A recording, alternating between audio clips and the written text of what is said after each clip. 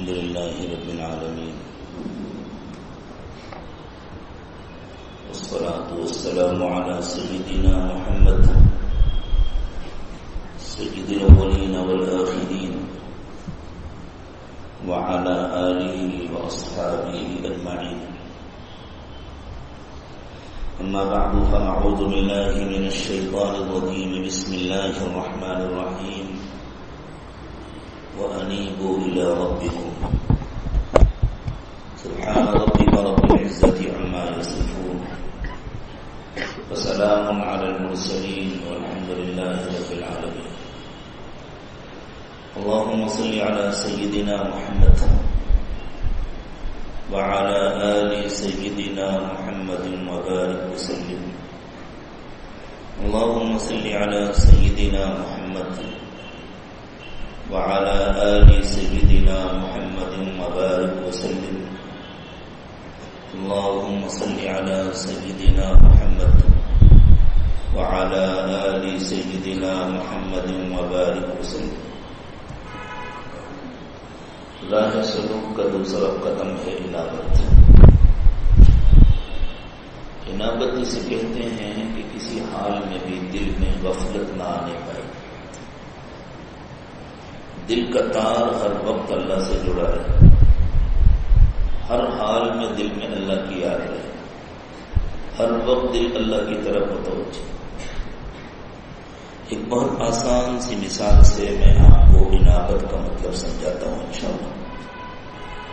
اس زمانے میں موبائلوں میں ایک ایپ ہوتا ہے قبلہ بتلانے کا. کتنے لوگوں کے موبائل میں ذرا ہاتھ اٹھائیں، سب نکال لیجیے اپنے موبائل اگر چیک میں تو کھولیے اس کو. نہیں ہے تو کوئی بات نہیں، جس کے جیب میں موبائل ہے نکالیے، قبلے والا ایپ کھولیے، دیکھیے قبلہ کدھر بتا رہا ہے. میں بھی آپ کو کھول کے بتاتا ہوں.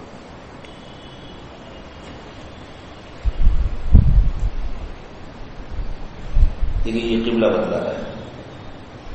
الگ الگ ہوتے ہیں. اس کا نشان قبلے کی طرف رہتا ہے. اس کو گھمائیے. آپ اس کے نشان کو قبلے سے ہٹا سکتے ہو تو ہٹا کے بتائیے. دائیں طرف گھمائیے، بائیں طرف گھمائیے، اوپر کیجیے، نیچے کیجیے، دائیں کیجیے، بائیں کیجیے، آگے بڑھائیے، پیچھے ہٹائیے. یہ ہمیشہ قبلے کی طرف رہے گا. اسی کو انابت کہتے ہیں. اللہ یہ کہتے تمہارے دل کو نصیب کرے. خوشی ہو، غم ہو، اچھے حالات ہوں، برے حالات ہوں، بیماری ہو، صحت ہو، ہر حال میں دل کی توجہ اللہ کی طرف رہے. اس کا نام انابت. انسانوں نے ایسے ایپ بنا لیے جن کو بدلا نہیں جا سکتا، جن کو موڑا نہیں جا سکتا. اللہ ہمارے دلوں کو ایسا بنا دے جس کو شیطان کبھی موڑ نہ سکے، جس کو شیطان کبھی اللہ سے ہٹا نہ سکے. اب تو یاد رہے گی نا انابت کے بارے میں. جو انسان سچے دن سے توبہ کر لیتا ہے اس کو اللہ رب العزت کی محبت کی ایک لذت ملنی شروع ہو جاتی ہے. یہ توبۃ النصوح کی علامت ہے. توبۃ النصوح کا معنی ہے سچی توبہ. توبۃ النصوح کی دلیل یہ ہے کہ جس لمحے سچی پکی توبہ کی اسی لمحے دل میں ایک مٹھاس محسوس ہوتی ہے، اللہ رب العزت کے ساتھ محبت کی لذت محسوس ہوتی ہے. یوں سمجھیے کہ اللہ رب العزت کے ساتھ محبت کی گرمی محسوس ہونا شروع ہو جاتی ہے. یہ ایسی ہے جیسے نفسانی شیطانی محبتوں والے لوگ جب کسی سے دل اٹکا بیٹھتے ہیں تو ہر وقت اسی کا خیال رہتا ہے، اسی کی سوچ، اسی کی باتیں، اسی کی ملاقاتیں ان کو یاد آتی.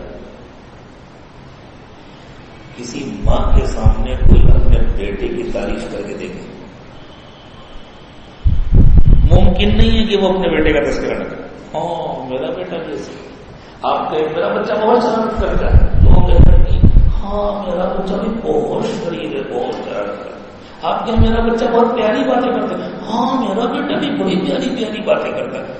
جو صفت آپ ذکر کریں اسے اپنے بیٹے میں صفت نظر آتی ہے. وہ محبت ہے. جب بندے کو اللہ سے محبت ہو جاتی ہے تو پھر اسے ہر جگہ اللہ یاد آتا ہے، ہر بات میں اللہ یاد، ہر وقت اللہ کی ذات، اللہ کی صفات اس سے اوجھل ہو سکتی ہی نہیں ہے. وہ پھول کو دیکھتا ہے تو اللہ کا حسن یاد آتا ہے، لوہے کو دیکھتا ہے اس کی سختی اور اس کی شدت کو دیکھتا ہے اسے اللہ کی طاقت یاد آتی ہے، وہ پہاڑوں کو دیکھتا ہے اسے اللہ کی بڑائی یاد آتی ہے. اسی لیے تو اللہ کے نبی صلی اللہ علیہ وسلم نے فرمایا نا، بلندی پر چڑھو تو اللہ اکبر کہو، یعنی بلند چیز کو دیکھو تو اللہ کی بڑائی کو یاد، بستی میں اترو سبحان اللہ کہو، یہ تو اس کی کمزوری ہے کہ بستی، میرے اللہ میں کوئی کمزوری نہیں ہے، مفت اللہ کی یاد، اسی کی باتیں، اسی سے باتیں. بعض لوگ تو کاروبار چھوڑ بیٹھتے ہیں اپنی جھوٹی محبتوں کے لیے، گھر بار چھوڑ بیٹھتے ہیں. اگر نفسانی شیطانی محبتوں کا یہ نتیجہ نکلتا ہے تو جو محبت پاکیزہ ہو اور پروردگار عالم سے ہو تو وہ محبت بھی ایک بندے پر غلبہ کرتی ہے، وہ بھی تو بندے کو ہر چیز سے بیگانہ کرتی ہے، تو عالم سے کرتی ہے بیگانہ دل کو. عجب چیز ہے لذت آشنائی. نتیجہ یہ ہوتا ہے کہ پھر سالک ہر وقت اللہ تعالیٰ کی طرف دھیان میں لگا رہتا ہے، اللہ کی سوچ میں رہتا ہے، جیسے کھویا ہوا بندہ یا خیالات میں ڈوبا ہوا بندہ ہوتا ہے.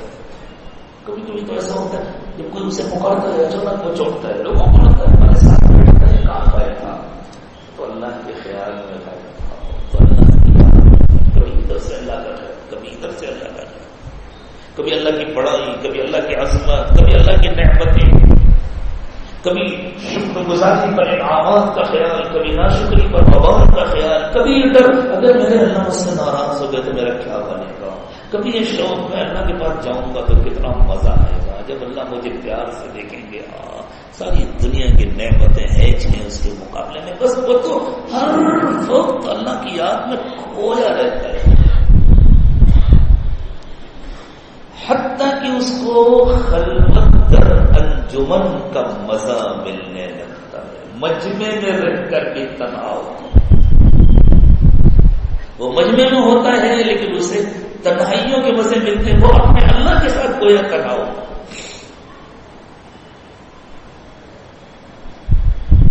حضرت تھانوی نور اللہ مرقدہ کے ایک بہت بڑے اور مشہور خلیفہ گزرے ہیں، حضرت مولانا مسیح اللہ خان صاحب جلال آبادی رحمۃ اللہ علیہ، مسیح الامت کہے جاتے تھے، بہت بلند مقام تھا. ایک مرتبہ یہ عاجز حضرت کی خدمت میں حاضر ہوا اپنے طالب علمی کے زمانے میں، دارالعلوم دیوبند میں پڑھتا تھا، جلال آباد بہت زیادہ دور نہیں تھا. تھانہ مون کے ہمارے ایک دوست تھے بہت مخلص، اللہ تعالیٰ ان کی مغفرت فرمائے، اللہ کو پیارے ہوتے. ان کے بڑے بھائی تھانہ مون خانقاہ کے ناظم ہیں، وہ ابھی بھی ہیں، اللہ تعالیٰ ان کے عمر میں سے برکت کا. تو وہ ہمارے دوست ہم کو لے کر کے گئے حضرت مولانا مسیح اللہ خان صاحب کی مجلس میں اور تعارف کرایا. تو حضرت نے بڑی محبت کا معاملہ کیا، بہت دیر تک بیٹھے رہے. اللہ والوں کی مجلس میں اکثر خاموشی رہتی ہے، حضرت بھی خاموش تھے، ہم بھی خاموش بیٹھے تھے. جیسے موبائل چارج ہوتا ہے تو شور تھوڑی بچاتا ہے، لیکن چارج ہوتا رہتا ہے، ایسی اللہ والوں کی خاموش مجلس میں دلوں کی چارجنگ ہوتی ہے. جب ہم اٹھ کر چلنے لگے تو میں نے درخواست کی حضرت کوئی نصیحت فرما دی. حضرت نے کیوں کہا، میں بتلا نہیں سکتا، مجھے کتنا نفع ہو اس سے. حضرت نے فرمایا مولوی صاحب یہ اس علاقے کا انداز ہے، مولوی صاحب خلوت در انجمن کی مشکل. شروع کر دیا ہم نے اسی دن سے.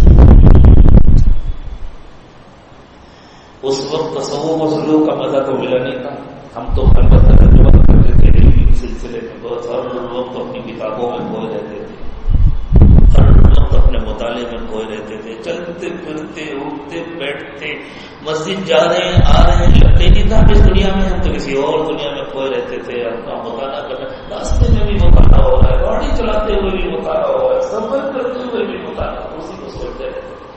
اب سمجھ میں آتا ہے کاش کی حقیقت بھی مل گئی ہوتی، اس کے ساتھ ساتھ اگر اللہ کی یاد بھی رہا کرتی کتنا فضل ہوتا، کتنا کرم ہوتا.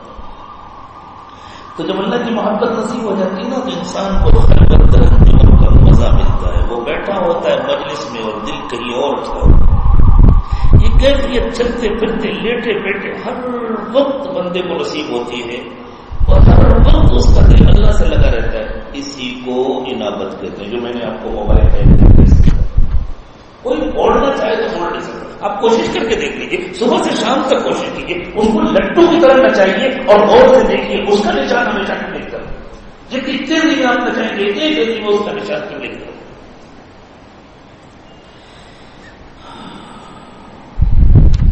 ہمارے مشاہد میں نقشبند نے اس کا نام وقوف قلبی رکھا ہے. وقوف قلبی میں ابتدا میں تو کوشش کرنی پڑتی ہے, محنت کرنی پڑتی ہے کہ ہمارا دھیان اللہ کی طرف ہے, لیکن پھر آہستہ آہستہ یہ طبیعت بن جاتی ہے, طبیعت کا حصہ بن جاتی ہے. پھر ہر وقت دھیان اللہ کی طرف رہتا ہے. کتنے لوگ وقوف قلبی کی مشق کرتے ہیں ذرا مجھے بتائیں. مکمل وقوف قلبی ملا نہیں ملا یہ تو اللہ کی رحمت ہے, اللہ جسے چاہے عطا فرمائے. مشق کتنے لوگ کرتے ہیں, کوشش کتنے لوگ کرتے ہیں. اچھا نہیں کرتے تھے تو اب کریں گے وہ بتلائیں. اور دیکھیں وقوف قلبی میں سب سے بڑی رکاوٹ فضول باتیں ہیں. اعتکاف میں آ کر بھی اگر کسی کی فضول باتیں نہیں چھوٹی تو کہاں چھوٹے؟ تو کفر از کعبہ برخیزت مجامعت مسلمانی. اگر انسان کو کعبے میں جا کر کے بھی ایمان نہیں ملا تو پھر کہاں ملے گا؟ ہم اعتکاف میں سب کچھ چھوڑ کر کے آئے ہیں اللہ کے در پر پڑے رہنے کے لیے. یہاں بھی اگر ہم دنیا کی باتیں کریں اور فضول باتیں کریں تو پھر کہاں چھوٹے گی ہم سے یہ فضول باتیں؟ اب وعدہ کریں انشاءاللہ سارے معتکفین ایک سیکنڈ کی فضول باتیں لیں گے. رات کے بیان کے بعد جب آپ حضرات تشریف لے جاتے ہیں نا اور جو باتوں کا سلسلہ شروع ہوتا ہے یہ حدیث بتا نہیں سکتا کہ دل پر کیا گزرتی ہے. رات میں کئی مرتبہ دل چاہا کہ باہر حاضر ہو کر عرض کرے کہ آپ لوگ اس کام کے لیے آئے تو آپ کو اپنے گھر میں رہنا چاہیے. احتیاط کریں, بالکل باتیں نہ کریں.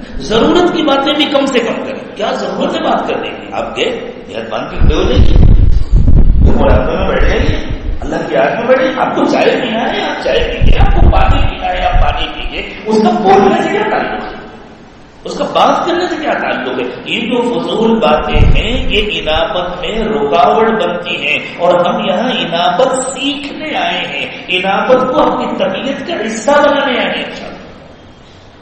اس لیے اب نیت کریں انشاءاللہ بے ضرورت کی بات بھی نہیں کریں گے اور ضرورت کی بات بھی کم سے کم کریں گے. اگر ضرورت کی 5 باتیں ہیں اور 3 سے کام چل جاتا ہے تو 2 چھوڑ دیں گے. اور باہر کے تذکرے تبصرے, کس کی حکومت بن رہی ہے, کب بن رہی ہے, کہاں شپت دی جانے والی ہے, کیا ہونے والا ہے, اس کو تو بھول ہی جاؤ بھائی. تو یہ سب معاملہ اللہ کے حوالے کرو, اپنے آپ کو اللہ کے حوالے کرو, تب حالات بدلیں گے. ہمارے تبصروں سے نہ کوئی بنتا ہے نہ کوئی بگڑتا ہے, ہمارا الٹا نقصان ہوتا ہے. باہر کچھ نہیں ہوتا, ہمارا اپنا نقصان ہوتا ہے.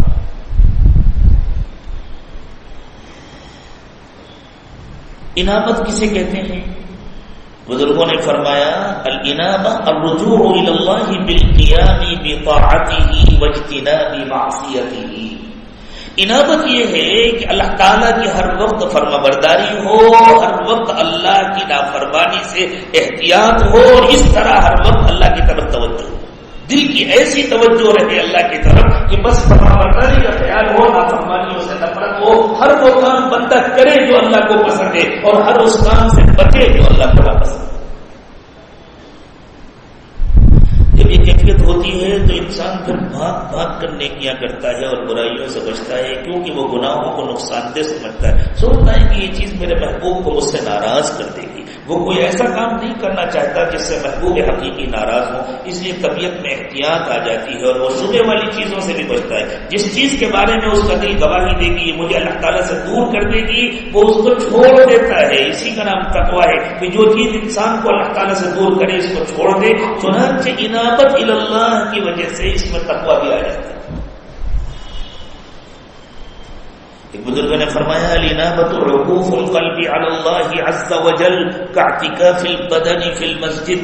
انابت یہ ہے کہ جس طرح مسجد بدن, جس طرح اعتکاف میں بدن مسجد میں ہی رہتا ہے نا, باہر نہیں نکلتا, اسی طرح انابت کا مطلب یہ ہے کہ دل بھی اللہ سے اٹکا رہے, باہر نہ نکلے. کوئی بے ضرورت باہر جا سکتا ہے اعتکاف میں؟ اور اگر جائے گا تو اعتکاف بچے گا. اسی طرح بس اللہ سے دل ہٹنے نہ پائے، ہر وقت اللہ کی طرف دل متوجہ. وَمَن لَّمْ يَعْكِفْ قَلْبُهُ عَلَى اللَّهِ وَعْدَهُ عَكَفَ عَلَى تَمَاثِيلَ مُتَنَوِّعَةٍ. یہ ابن قیم رحمۃ اللہ علیہ فرماتے ہیں، بہت بڑے صوفی تھے ابن قیم، جن کو تصوف کا دشمن سمجھا جاتا ہے. زبردستی تصوف کی مخالفت کرنے والوں کو اور کوئی نام نہیں ملا تو انہوں نے نام تلاش کیا ابن قیم اور ابن تیمیہ کا. میں آپ کو یقین دلاتا ہوں ابن قیم بھی اپنے وقت کے بہت بڑے صوفی تھے، ابن تیمیہ بھی اپنے وقت کے بہت بڑے صوفی تھے، اور انہوں نے واقعی تصوف کی مخالفت کی ہے، تصوف کے خلاف لکھا ہے، تصوف کے خلاف بولے ہیں. لیکن اس مخالفت کی حقیقت کیا ہے؟ کوئی اٹھا کر پڑھے حضرت تھانوی نور اللہ برکتہ کے بیانات کو، حضرت اقدس مولانا رشید احمد گنگوہی رحمۃ اللہ علیہ کے بیانات کو، جو انہوں نے دنیا دار صوفیہ کے بارے میں کیے ہیں، جو انہوں نے قبر پرستی کے بارے میں کیے ہیں، جو انہوں نے بدعات اور خرافات کے بارے میں کیے ہیں، تو آدمی سمجھے گا یہ تصوف کے سب سے بڑے دشمن تھے. حالانکہ وہ دشمن نہیں تھے، انہوں نے تصوف کی اصلاح کی ہے. جو گندگیاں باہر سے شامل کی گئی ان کو الگ کیا، ان کی مخالفت کی. حالانکہ وہ اپنے زمانے کے سب سے بڑے صوفی تھے، صوفیہ کے امام تھے. بالکل اسی طرح ابن تیمیہ اور ابن قیم اپنے وقت کے سب سے بڑے صوفی تھے، لیکن جو خرافات شامل ہو گئی تھی وہ ان کی مخالفت کرتے تھے، اور ان کی مخالفت الحمدللہ ہم بھی کرتے ہیں.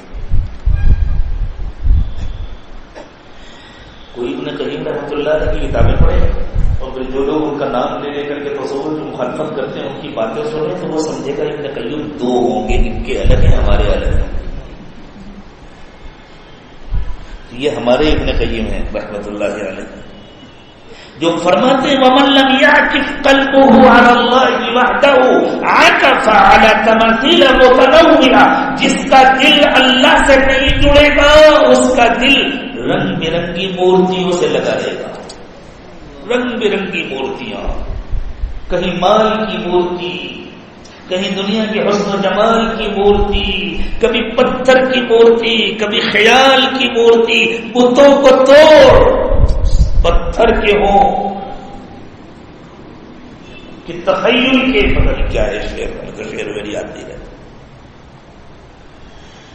تو اللہ سے دل نہیں لگے گا تو دنیا سے لگے گا، خالق سے نہیں لگے گا تو مخلوق سے لگے گا، پروردگار عالم سے نہیں لگے گا، ادھر ادھر اٹکتا ملے گا. اس لیے کہ دل تو بنا ہی ہے کسی نہ کسی سے لگنے کے لیے، دل تو بنا ہی ہے محبت کرنے کے لیے. کہ اللہ سے محبت نہیں کرے گا تو کسی اور سے محبت کرے گا. اس لیے اس کو صحیح محبت کا مزہ چکھانا چاہیے. حضرت ابراہیم علیہ السلام نے کہا تھا اپنے گھر والوں سے، اپنے باپ سے اور اپنے خاندان والوں سے، ما هذه التماثيل التي انتم لها عاكفون. یہ کیسی مورتیاں ہیں جن سے تم نے دل لگایا ہوا ہے، جن پر تم جمے ہوئے ہو. تو واقعی اگر اللہ سے دل نہیں لگا ہوتا تو ہمارے دل میں بھی کچھ مورتیاں ہوتی ہیں جن سے دل اٹکا ہوتا ہے. کسی کا دل کھیتی باڑی میں اٹکا ہوا ہے، کسی کا دل دکان میں اٹکا ہوا ہے، کسی کا دل بال بچوں میں اٹکا ہوا ہے، کسی کا دل سیاست میں اٹکا ہوا ہے، کسی کو وزارت چاہیے، کسی کو یہ چاہیے. وہ پھر جس چیز میں دل اٹکا ہے اس کی خاطر سب کچھ کرنے کو تیار ہو جاتا ہے. مسلمان بت پرستی کرنے کو تیار ہو جاتا ہے. مسلمان ہوتا ہے بت پرست کیوں؟ اس لیے کہ دل میں اٹکا ہوا ہے. انابت کی دو قسمیں، ایک ہے انابت ربوبیت اور ایک ہے انابت عبودیت. اللہ رب ہے، اللہ کے سوا کوئی کام نہیں بناتا، اس لیے اللہ کی یاد، یہ بھی تو ایک انابت ہے نا. یہ انابت سب کو مل جاتی ہے، مومن کو بھی، کافر کو بھی، ذاکر کو بھی، غافل کو بھی، یاد کرنے والے کو بھی، نہ یاد کرنے والے کو بھی. کبھی نہ کبھی یہ نصیب ہو جاتی ہے. جب سارے راستے بند ہو جاتے ہیں، جب گاڑی پھنس جاتی ہے تو پھر اللہ ہی یاد آتے ہیں. ڈاکٹر لوگ جب تھک جاتے ہیں تو کہتے ہیں بھائی اب تو کسی اللہ والے سے دعا کرا لو، اب تو اس کو اللہ ہی بچا سکتے ہیں. کیوں؟ پہلے تو بچا سکتے تھے کیا؟ ارے پہلے بھی تو اللہ ہی بچا سکتے تھے. تمہارے آپریشن سے فائدہ ہوا تو اللہ ہی نے تو شفا دی، تم نے دیا کیا؟ تمہاری گولی دینے سے فائدہ ہوا تو اللہ ہی نے تو شفا دی، تم نے دیا کیا؟ لیکن جب ہر طرف سے مایوسی ہو جاتی ہے تو پھر اللہ یاد آتے ہیں. یہ انابت ربوبیت ہے. صرف یہ مطلوب نہیں ہے، انابت عبودیت مطلوب ہے. ہم اللہ کے بندے ہیں، اس لیے صرف مایوسی میں نہیں، ہر حال میں ہمیں اللہ کی یاد ہے. اللہ تعالیٰ نے کافروں کے بارے میں ارشاد فرمایا وَإِذَا مَسَّ النَّاسَ ضُرٌّ دَعَوْا رَبَّهُمْ مُنِيبِينَ إِلَيْهِ. جب تکلیف آتی ہے نا، ایک جگہ اللہ تعالیٰ نے فرمایا جب کشتی بھنور میں پھنستی ہے، اس زمانے میں بڑے بڑے سفر کشتیوں میں ہوتے تھے، پانی کے ذریعے سفر آسانی سے ہوتا تھا، اور سمندر میں طوفان بھی آتے تھے، کشتیاں بھنور میں پھنستی تھی، الٹتی بھی تھی، ٹوٹتی بھی تھی، ڈوبتی بھی تھی. تو جب کشتی بھنور میں پھنستی ہے تو پھر اچھوں کو اللہ یاد آتے ہیں. یہ عنایت ربوبیت ہے، اللہ ابھی بچانے والے ہیں، آپ کے سوا کوئی بچانے والا نہیں ہے. مطلوب عنایت عبودیت ہے، ہم اللہ کے بندے ہیں، مشکل میں ہو یا آسانی میں ہمیں ہر وقت اللہ یاد آئے. یہ اولیاء کی شان ہوتی ہے کہ اللہ رب العزت کے ساتھ ان کا تعلق محبت اور عبودیت کا تعلق ہوتا ہے، لہذا ان کی توجہ ہر وقت اللہ رب العزت کی طرف ہوتی ہے. وہ میں رہی نہ ستم آئے روزگار، لیکن تیرے خیال سے غافل نہیں رہا. ابن قیم رحمۃ اللہ علیہ لکھتے ہیں، ابن قیم کو تو ہمارا دینے ہوتا ہے، وہ تو ہمارے امام ہیں تصوف میں. ابن قیم رحمۃ اللہ علیہ نے لکھا ہے کہ دین کے دو حصے، ایک حصہ عبادت، ایک حصہ استعانت. پورا دین دو حصوں، یا تو عبادت کرنا یا اللہ سے مانگنا، مدد مانگنا.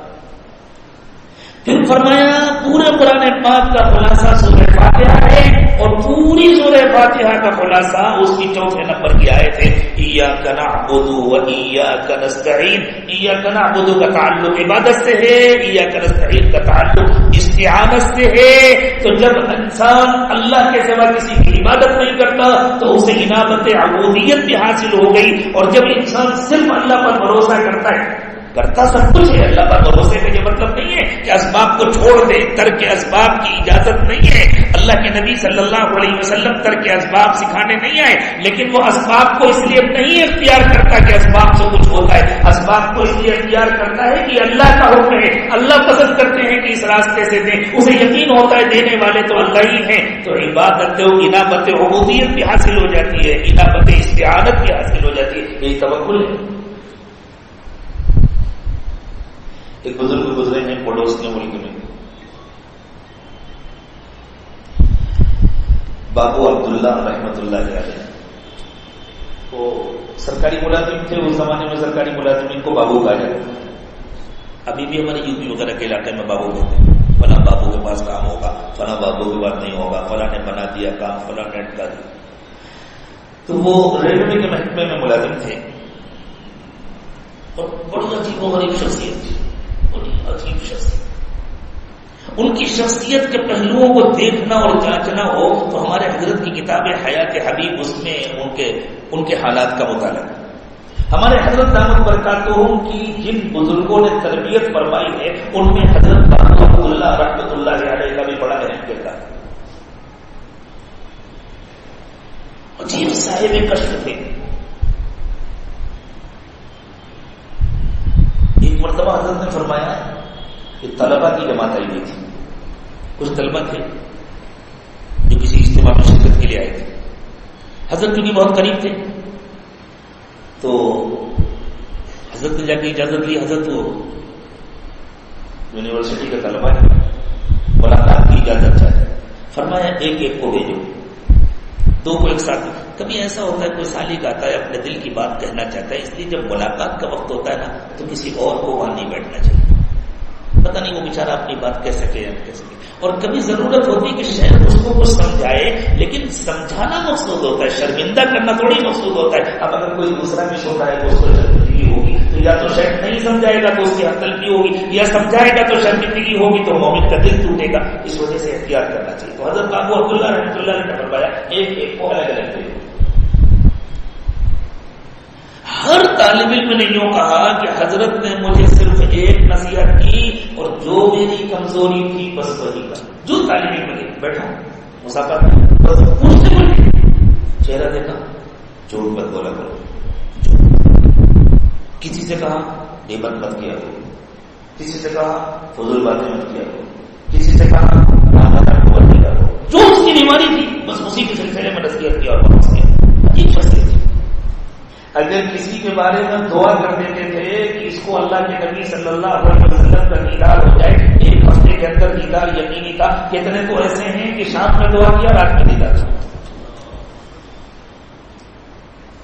ہمارے حضرت دامت برکاتہ نے فرمایا، ارشاد فرمایا کہ ہمارے شہر کے امیر صاحب تھے، بڑے نیک تھے. وہ آئے، حضرت کے بارے میں تو سب کو معلوم تھا کہ بھائی یہ تو پیدائشی ولی ہے، تو بچپن سے ولی تھے ماشاء اللہ. تو وہ آئے، حضرت کے پاس ایک اجتماع تھا حضرت کے شہر میں، اور بابو عبداللہ صاحب بھی تشریف لائے ہوئے تھے. تو آ کر کے کہا کہ ذوالفقار صاحب، بڑی تمنا ہے کہ اللہ کے نبی صلی اللہ علیہ وسلم کی دل کا دیدار ہو. بہت زمانے سے روتا ہوں، مانگتا ہوں. بزرگوں نے اس سلسلے میں جتنے طریقے لکھے ہیں، جتنے عمل لکھے وہ سب کر ڈالے، لیکن اب تک یہ تمنا پوری نہیں ہوئی.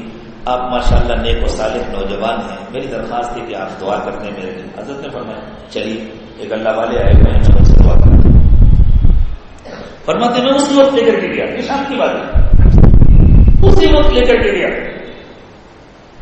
اور جا کر کے حضرت بابو عبداللہ صاحب سے، حضرت یہ ہمارے علاقے کے امیر صاحب ہیں، بہت نیک آدمی ہیں، بہت دین کی محنت کرتے ہیں، ایک تمنا لے کر کے. حضرت نے فرمایا کہ انہوں نے اپنی بات کی، اسی وقت ہاتھ اٹھایا، دعا دی. حضرت فرماتے ہیں فجر کے بعد بیر ہوئی، میں باہر نکلا تو امیر صاحب آگے ہوئے تھے، کہنے لگے آپ کا شکریہ ادا کرنے آیا ہوں، رات میں دیدار ہو گیا نبی صلی اللہ علیہ وسلم. شام میں دعا کرنے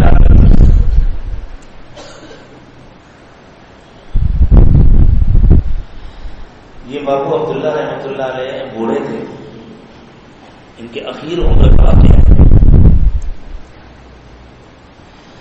رات میں بجلی چلی گئی، بارش ہوئی، کوئی درخت گرا، تار ٹوٹے، جیسے آپ کے یہاں ہوتا رہتا ہے ماشاء اللہ. آپ کے شہر میں درخت کثرت ہے، جب تیز بارش ہوتی ہے درخت گرتے ہیں، تار ٹوٹتے ہیں، کرنٹ چلا جاتا ہے. ابھی جس دن ہم لوگ آئے پوری رات کے لیے کرنٹ غائب تھا، تو کرنٹ چلا گیا.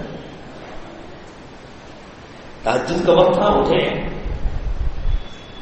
تو ان کے دل سے آہ نکلے. انہوں نے کہا اللہ میں بوڑھا ہوں، بغیر روشنی کے نہ استنجا کے لیے جا سکتا ہوں، نہ وضو کر سکتا ہوں. اللہ میں آپ کی مناجات کی لذت سے محروم نہیں ہونا چاہتا. اللہ میرے بڑھاپے پر رحم فرمائیے. بس یہ جملے زبان سے نکل رہے تھے، بلب جل گیا. یہ سمجھے گیا تھا کرتا کہ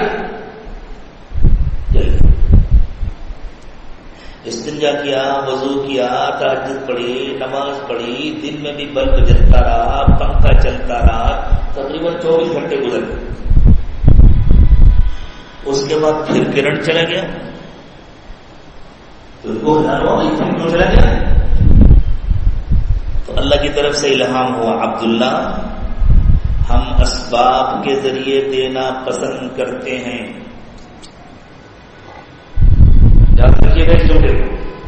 ہم اسباب کے ذریعے دینا پسند کرتے ہیں. ان کو خیال آیا کیا مطلب؟ تو کیا یہ اب تک بغیر اسباب کے تھا؟ تو اپنے پوتے سے کہا بیٹا ذرا معلوم کرو کرنٹ کیوں گیا. اس نے کہا دادا جان وہ پرسوں جو رات میں آندھی آئی تھی نا، اس کی وجہ سے درخت گرا تھا، تار ٹوٹ گئے تھے. اب وہ لوگ آئے ہیں بنا رہے ہیں، تھوڑی دیر میں آ جائے گا کرنٹ. اب تک نہیں آیا تھا، محلے میں کہاں کہیں. یہ کہاں سے آ رہا تھا اللہ ہی کو معلوم. تو اللہ چاہے تو بغیر اسباب کے بھی سب کچھ دے سکتے ہیں، لیکن اللہ اسباب کے ذریعے دینا پسند کرتے ہیں. ایک صاحب کہنے لگے ہم تو اس کی مشق کر رہے ہیں کہ بس 2 رکعت نماز پڑھیں اور اللہ سے آگے کام ہو گیا، کرنا کچھ نہ پڑے. تو ہم نے کہا پھر رب اللہ ہوئے کہ تم ہوئے؟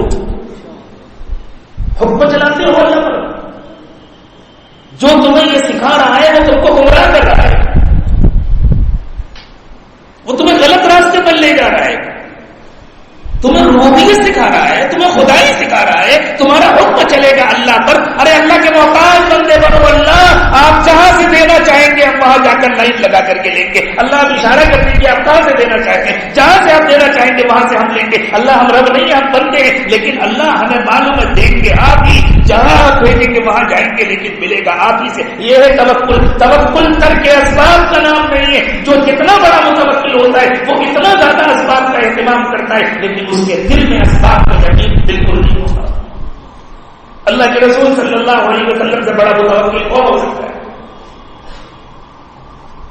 جن کے لیے تشریف لے جا رہے ہیں محمد رسول اللہ صلی اللہ علیہ وسلم، اور اللہ نے وعدہ کیا ہوا ہے واللہ یعصمک من الناس، انسانوں سے آپ کی حفاظت اللہ کریں گے۔ دوسرے صحابہ کرام نے ایک ایک زرہ پہنی ہوئی ہے، زرہ ایک لباس ہوتا تھا تلوار کی کاٹ سے بچانے کے لیے، اور اللہ کے نبی صلی اللہ علیہ وسلم نے 2 زرہیں پہنی ہوئی۔ کیا 2 زرہیں اس لیے پہنی تھی کہ یہ زرہیں تلوار سے بچائیں گی؟ 2 زرہیں اس لیے پہنی تھی میرے اللہ کو پسند ہے کہ میں زرہ پہن کے جاؤں، تو اللہ میرے پاس 2 زرہیں ہیں، آپ کو میرا زرہ پہننا پسند ہے، میں ایک کے اوپر ایک پہنوں گا، مجھے معلوم ہے بچانے والے آپ ہیں اور کوئی بچانے والے۔ عجیب مصیبت ہے آج، جو اسباب میں لگتا ہے اس کے دل میں اللہ کا یقین نہیں ہوتا، جس کو تھوڑا سا اللہ کا یقین مل جاتا ہے وہ اسباب کو چھوڑ دیتا ہے۔ یہ بھی شیطان کا راستہ ہے، یہ بھی شیطان کا راستہ ہے، یہ بھی گمراہی ہے، یہ بھی گمراہی ہے۔ توکل اس کا نام ہے کہ اللہ کی ذات کا یقین ہو، اور اللہ ہمیں جہاں سے دینا چاہے ہم وہیں سے لیں۔ اللہ ہمیں کھیتی سے دینا چاہتے ہیں، ہم پوری محنت کریں گے کھیتی پر، اس یقین کے ساتھ کھیتی نہیں کھلاتی اللہ کھلاتی، اس کی محنت کریں گے دن پر، کھیتی پر محنت کریں گے۔ اللہ نے دکان سے دینا چاہتے ہیں، دکان پر محنت کریں گے۔ اللہ مجھے جاب کے ذریعے پیسے دینا چاہتے ہیں، میں دوسروں سے 5 منٹ پہلے پہنچا کروں گا، میں بالکل لاپرواہی نہیں کروں گا۔ میرے اللہ مجھے اس راستے سے دینا چاہتے ہیں، میں اسی راستے سے لوں گا۔ میرے اللہ مجھ سے مزدوری کرانا چاہتے ہیں، میں مزدوری کروں گا، اور میرے اللہ مجھے بیٹھا کے کھلانا چاہتے ہیں، میں بیٹھ کے کھاؤں گا۔ اگر کام چھڑا دیا اللہ نے کوئی بات نہیں، کام چھوٹا ہے نا، اللہ تو نہیں چھوٹے۔ بزنس کرتے ہیں آڈر نہیں آیا نا، نہ آنے دو، اللہ تو ہے نا، اللہ سے تو رشتہ نہیں ٹوٹا۔ اگر مجھے اللہ بیٹھا کے کھلانا چاہتے ہیں میں بیٹھ کے کھاؤں گا، اللہ مجھے کام کرانا چاہتے ہیں میں کام کروں گا۔ اللہ کرے کہ آج توکل کے معنی سمجھ میں آ جائیں۔ توکل کے نام پر ربوبیت سکھائی جا رہی ہے، اس زمانے میں بدترین گمراہی ہے۔ تو ابن قیم رحمۃ اللہ علیہ فرماتے ہیں کہ پورے دین کا خلاصہ ایاک نعبد و ایاک نستعین، ایک عبادت ایک استعانت۔ تو اللہ کے سوا ہم کسی کے بندے نہیں ہیں، یہ ہے توحید ربوبیت، اور اللہ کے سوا کوئی کام بنانے والا نہیں ہے، یہ ہے توحید ربوبیت، یہ ہے توحید استعانت، یہی توکل ہے۔ اسی لیے فرمایا التوکل نصف الدین والنصف الثانی الانابہ، آدھا دین توکل ہے، آدھا دین انابت ہے، اللہ پر بھروسہ ہے، اور عبودیت یہ ہے کہ ہر وقت اللہ کی طرف دل جھکا ہوا ہے، دل اٹکا ہوا ہے۔ لہذا جس بندے کو انابت بھی حاصل ہو اور توکل بھی حاصل ہو، اس کو مکمل دین حاصل ہو جاتا ہے، پورا دین نصیب ہو جاتا ہے، ہر وقت اللہ تعالیٰ کی طرف رجوع ہے اور اللہ تعالیٰ ہی کی طرف دھیان رہے، یہ بڑی سعادت کی بات ہے۔ توبہ اور انابت کا فرق، توبہ میں بھی بندہ اللہ کی طرف متوجہ ہوتا ہے اور انابت میں بھی بندہ اللہ کی طرف متوجہ ہوتا ہے۔ توبہ میں بندہ اللہ کی طرف متوجہ ہوتا ہے اس ڈر سے کہ گڑبڑ کروں گا تو پٹائی ہوگی، اور اب پٹائی سے تو بچ چکا ہے، اب انابت میں ہر وقت اللہ کی طرف متوجہ ہوتا ہے، اس لیے کہ دل اللہ کی محبت سے بھر گیا ہے، اب کسی اور کا خیال لانا بھی پسند نہیں کرتا۔ یوں فرمائیں جو رجوع ہے نا، اس رجوع کے 3 درجے ہیں۔ توبہ نام ہے نافرمانی سے فرما برداری کی طرف لوٹنے کا، یہ بھی ایک رجوع ہے۔ انابت بھی ایک رجوع ہے۔ انابت نام ہے غفلت سے ذکر کی طرف لوٹنے کا، اور اوبہ بھی ایک رجوع ہے۔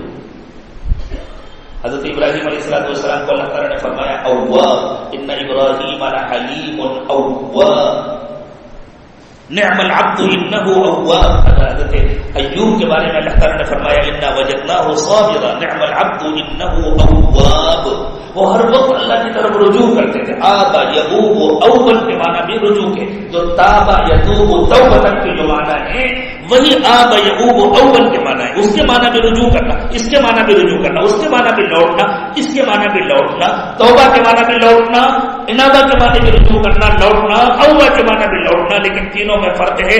توبہ یہ ہے کہ انسان گناہ چھوڑ کر فرمانبرداری کی طرف لوٹ آئے، انابت یہ ہے کہ انسان غفلت چھوڑ کر ذکر کی طرف لوٹ آئے، توبہ یہ ہے کہ انسان غیبت سے مشاہدے کی طرف لوٹ آئے. اب تک سنا تھا کہ اللہ ہے، اب لگتا ہے دیکھ رہے ہیں کہ اللہ ہے. اب تک سنا تھا، پڑھا تھا کہ آخرت میں حساب دینا ہوگا، اب لگتا ہے کہ نظر آ رہا ہے کہ حساب ہو رہا ہے.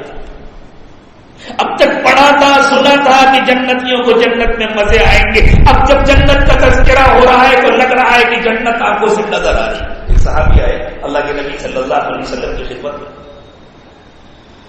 حضور نے فرمایا کہو بھائی رات کیسے گزری؟ یہ میں ترجمہ کر رہا ہوں لفظوں کو بدل کر. حضور نے فرمایا کیف اصبحت، صبح کیسے ہوئی؟ ہر زبان کا اپنا ایک انداز ہوتا ہے. عربوں کے ہاں سوال ہوتا ہے کیف اصبحت، صبح کیسے ہوئی. بالکل یہی سوال جب ہماری زبان میں ہوتا ہے تو کہتے ہیں کہو رات کیسے گزری، اس لیے کہ جب رات گزر گئی تو صبح ہوگی نا. ایسے موقعوں پر الفاظ بدلنا پڑتا ہے. جو لوگ بالکل لفظ کے ترجمے کے پابند ہوتے ہیں ان سے ترجمے کا حسن غائب ہو جاتا ہے. حضور نے پوچھا کہو رات کیسی گزری؟ انہوں نے عرض کیا حضور ایمان کامل کے ساتھ گزری. مزے آ رہے تھے ان کو ایمان کے تو زبان سے نکل گیا حضور کامل ایمان کا. حضور نے فرمایا بہت بڑی بات کہہ رہے ہو، کیا دلیل ہے تمہارے ایمان کامل کی؟ کیا نشانی ہے؟ ہر چیز کی کوئی نشانی ہوتی ہے، تمہارے ایمان کامل کی کیا نشانی ہے، کیا دلیل ہے؟ انہوں نے کہا حضور دنیا سے تو دل ہٹ گیا ہے، اب سامنے مٹی ہو یا سونا ایک ہی جیسا لگتا ہے. ہر وقت اللہ کی یاد رہتی ہے، ہر وقت اللہ کا خیال رہتا ہے. اور حضور قرآن پڑھتا ہوں یا سنتا ہوں، جنت کا تذکرہ آتا ہے تو لگتا ہے جنت کو اپنی آنکھوں سے دیکھ رہا ہوں، جنتیوں کو دیکھ رہا ہوں. یہ کھا رہے ہیں، یہ پی رہے ہیں، یہ بیٹھے ہیں، یہ بات چیت کر رہے ہیں، یہ چل پھر رہے ہیں، پورے جنت کے مناظر گویا مجھے نظر آتے ہیں. اور حضور جہنم کے سلسلے کی آیات پڑھتا یا سنتا ہوں تو مجھے ایسا لگتا ہے جہنمیوں کے چیخنے کی آوازیں میرے کان میں آ رہی ہیں. اس کو کہتے ہیں مشاہدہ. حضور اکرم صلی اللہ علیہ وسلم نے فرمایا اللہ نے بہت بڑی نعمت تمہیں عطا فرما دی ہے، اب اس کی حفاظت کرنا، اس کو بچانے. کیوں نہیں فرمایا کیا بڑی بڑی باتیں کر رہے ہو؟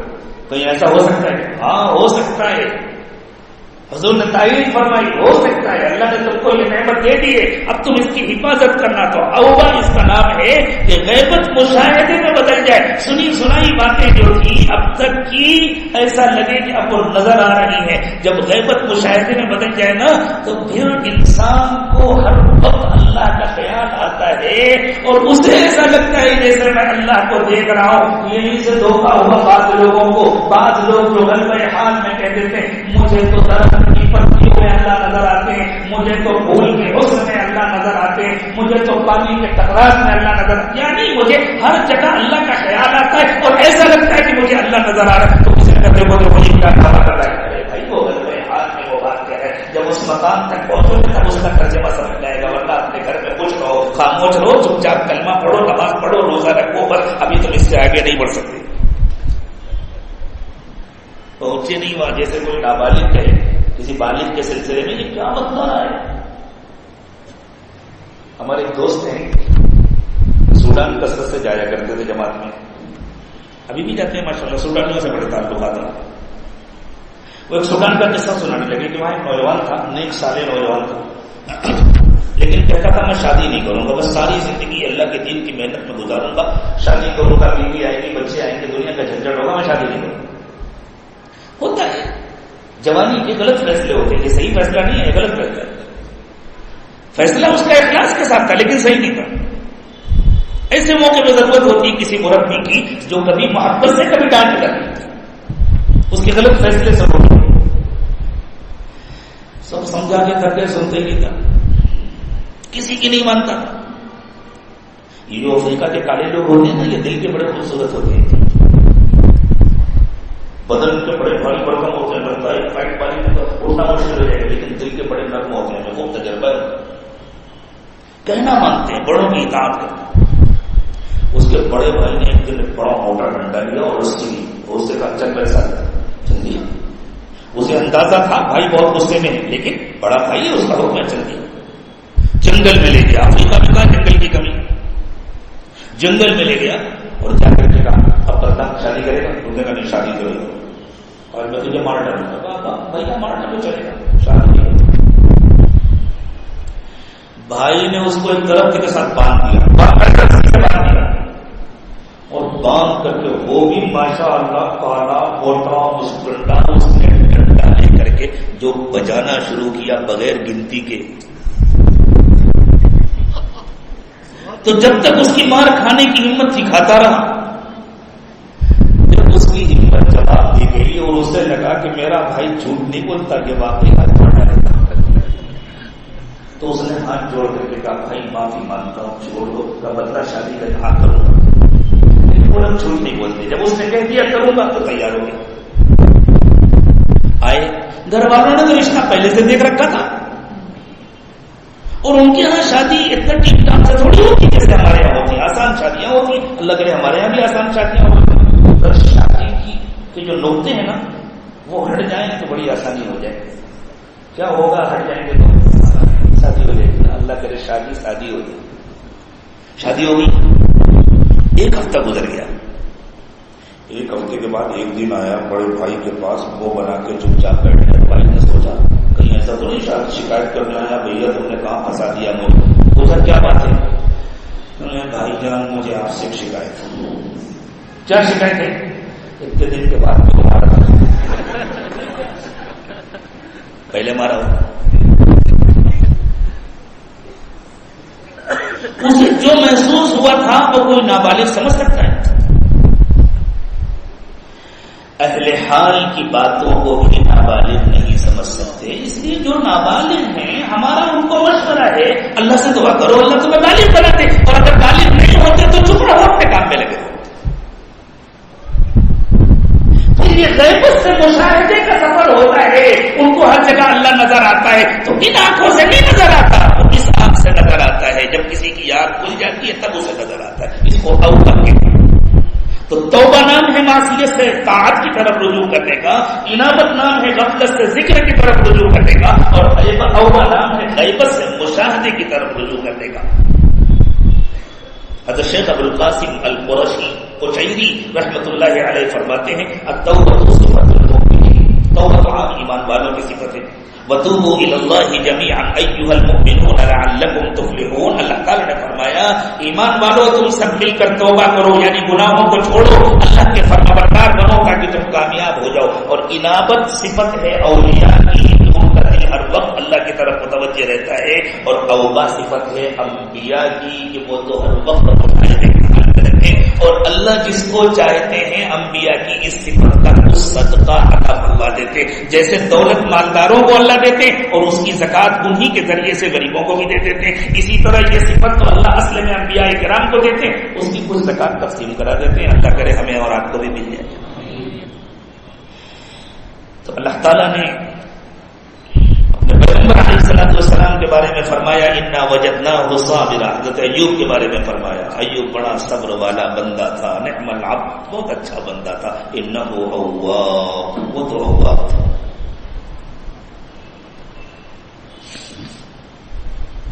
پھر بزرگوں نے فرمایا, شیخ ابو علی التقاف رحمۃ اللہ علیہ فرماتے ہیں التوبۃ علی ثلاثۃ اقسام. دیکھو توبہ کے 3 درجے, توبہ کی 3 قسمیں ہیں, یعنی توبہ کے 3 درجے. پہلے درجے کا نام تو توبہ ہے, گناہ چھوٹا. دوسرے درجے کا نام انابت ہے, اب ایک قدم آگے بڑھے, ہر وقت اللہ کی طرف توجہ نصیب ہوئی. اور تیسرے درجے کا نام اوبہ ہے, یہ اصل انبیاء کرام کی صفت ہے. اللہ جس کو چاہتے ہیں ان کے صدقے میں عطا فرما دیتے ہیں. پھر اسے, اور اس امت میں ایسے ہزاروں اولیاء اللہ گزرے ہیں اور ابھی بھی ہیں جن کو اللہ تعالیٰ مشاہدے کی نعمت عطا فرماتے ہیں. اللہ کے لیے کیا مشکل ہے, اللہ چاہے مجھے آپ کو بھی عطا فرماتے ہیں, ماننا تو چاہیے نا. بس ہمارے عربی زبان کے استاد تھے حضرت مولانا وحید الزمان صاحب کیرانوی رحمۃ اللہ علیہ, بڑے عجیب کمالات سے اللہ نے ان کو نوازا تھا. ایک مرتبہ فرمانے لگے دیکھو اپنے وقت کے امام بننے کی نیت کرو. میں سب سے بڑا عالم بنوں گا, میں سب سے بڑا مصنف بنوں گا, میں امام بنوں گا اپنے وقت کا. تو پھر انشاءاللہ کچھ تو بن جاؤ گے. پھر فرمایا جس کی چاند تک جانے کی نیت ہو وہ 25-30 منزلہ چڑھ کے بھی تھکتا نہیں ہے، اور جس کی 5 منزلہ چڑھنے کی نیت ہو وہ تیسرے منزلے سے تھکنے لگتا ہے۔ تو ہم لوگوں کو سمجھایا کرتے تھے نیتیں بلند رکھو، ہم بھی اللہ سے مانگے تو تمنا تو کریں اللہ ہمیں اوبہ نصیب فرما دیجیے، اگر اللہ نے توبہ بھی نصیب فرما دی، انابت بھی نصیب فرما دی تو بیڑا تو پار ہو جائے گا انشاءاللہ۔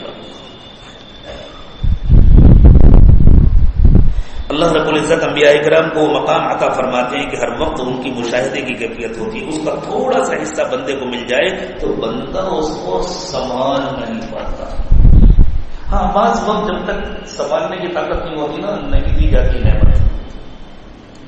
ایک صاحب تھے، ان کو شوق ہوا اسم اعظم سیکھنے کا، میں اسم اعظم سیکھ لوں کام بن جائے گا، ہر کام ہر ضرورت کے لیے بھاگ کر نہیں جانا پڑے گا۔ چائے بنا رہے تھے، شکر کم پڑ گئی، بس اسم اعظم پڑھیں تو وہیں آ جائے گی، کیا ضرورت ہے دکان پہ جا کے رکھنے کی، اور یوں مٹھی میں الائچی آ جائے گی اور یوں لونگ آ جائے گی اور یہ ہو جائے گا وہ ہو جائے گا۔ اس نیت کے ساتھ وہ ایک بڑے بزرگ کے پاس پہنچے، حضرت مجھے اسم اعظم سکھا دیجیے۔ حضرت نے فرمایا رہو کچھ دن دیکھیں گے، ذکر کیا کرو، مراقبہ کیا کرو، ذکر میں مراقبہ۔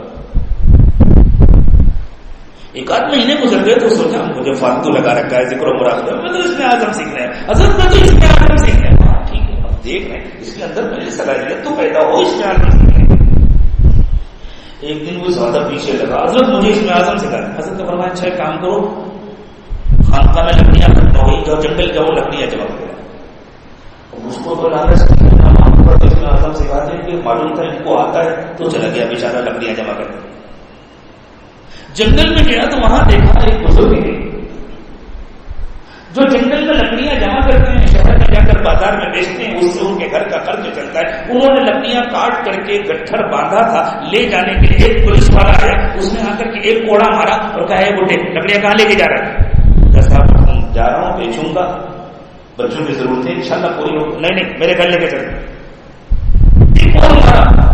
انہوں نے کہا ٹھیک ہے صاحب آپ کے گھر لے کے چلتے، پیسے بھی نہیں دیے، لکڑی کے پیسے نہ پہنچانے کے پیسے، مارا الگ سے، اور وہ بیچارے چپ چاپ گئے اور اس کے گھر میں لکڑی ڈال کر کے چلے آئے۔ ٹھیک ہے اللہ جس طرح چاہے رکھے، آج اللہ بغیر لکڑی بکوائے ہوئے کھلانا چاہتے ہیں تو اللہ کھلائیں گے، اور نہیں کھلانا چاہتے ہیں مجھے بھوکا رکھنا چاہتے ہیں تو میرے اللہ میں آپ سے کچھ میں بھوکا رہوں گا، میرے بچے بھوکے۔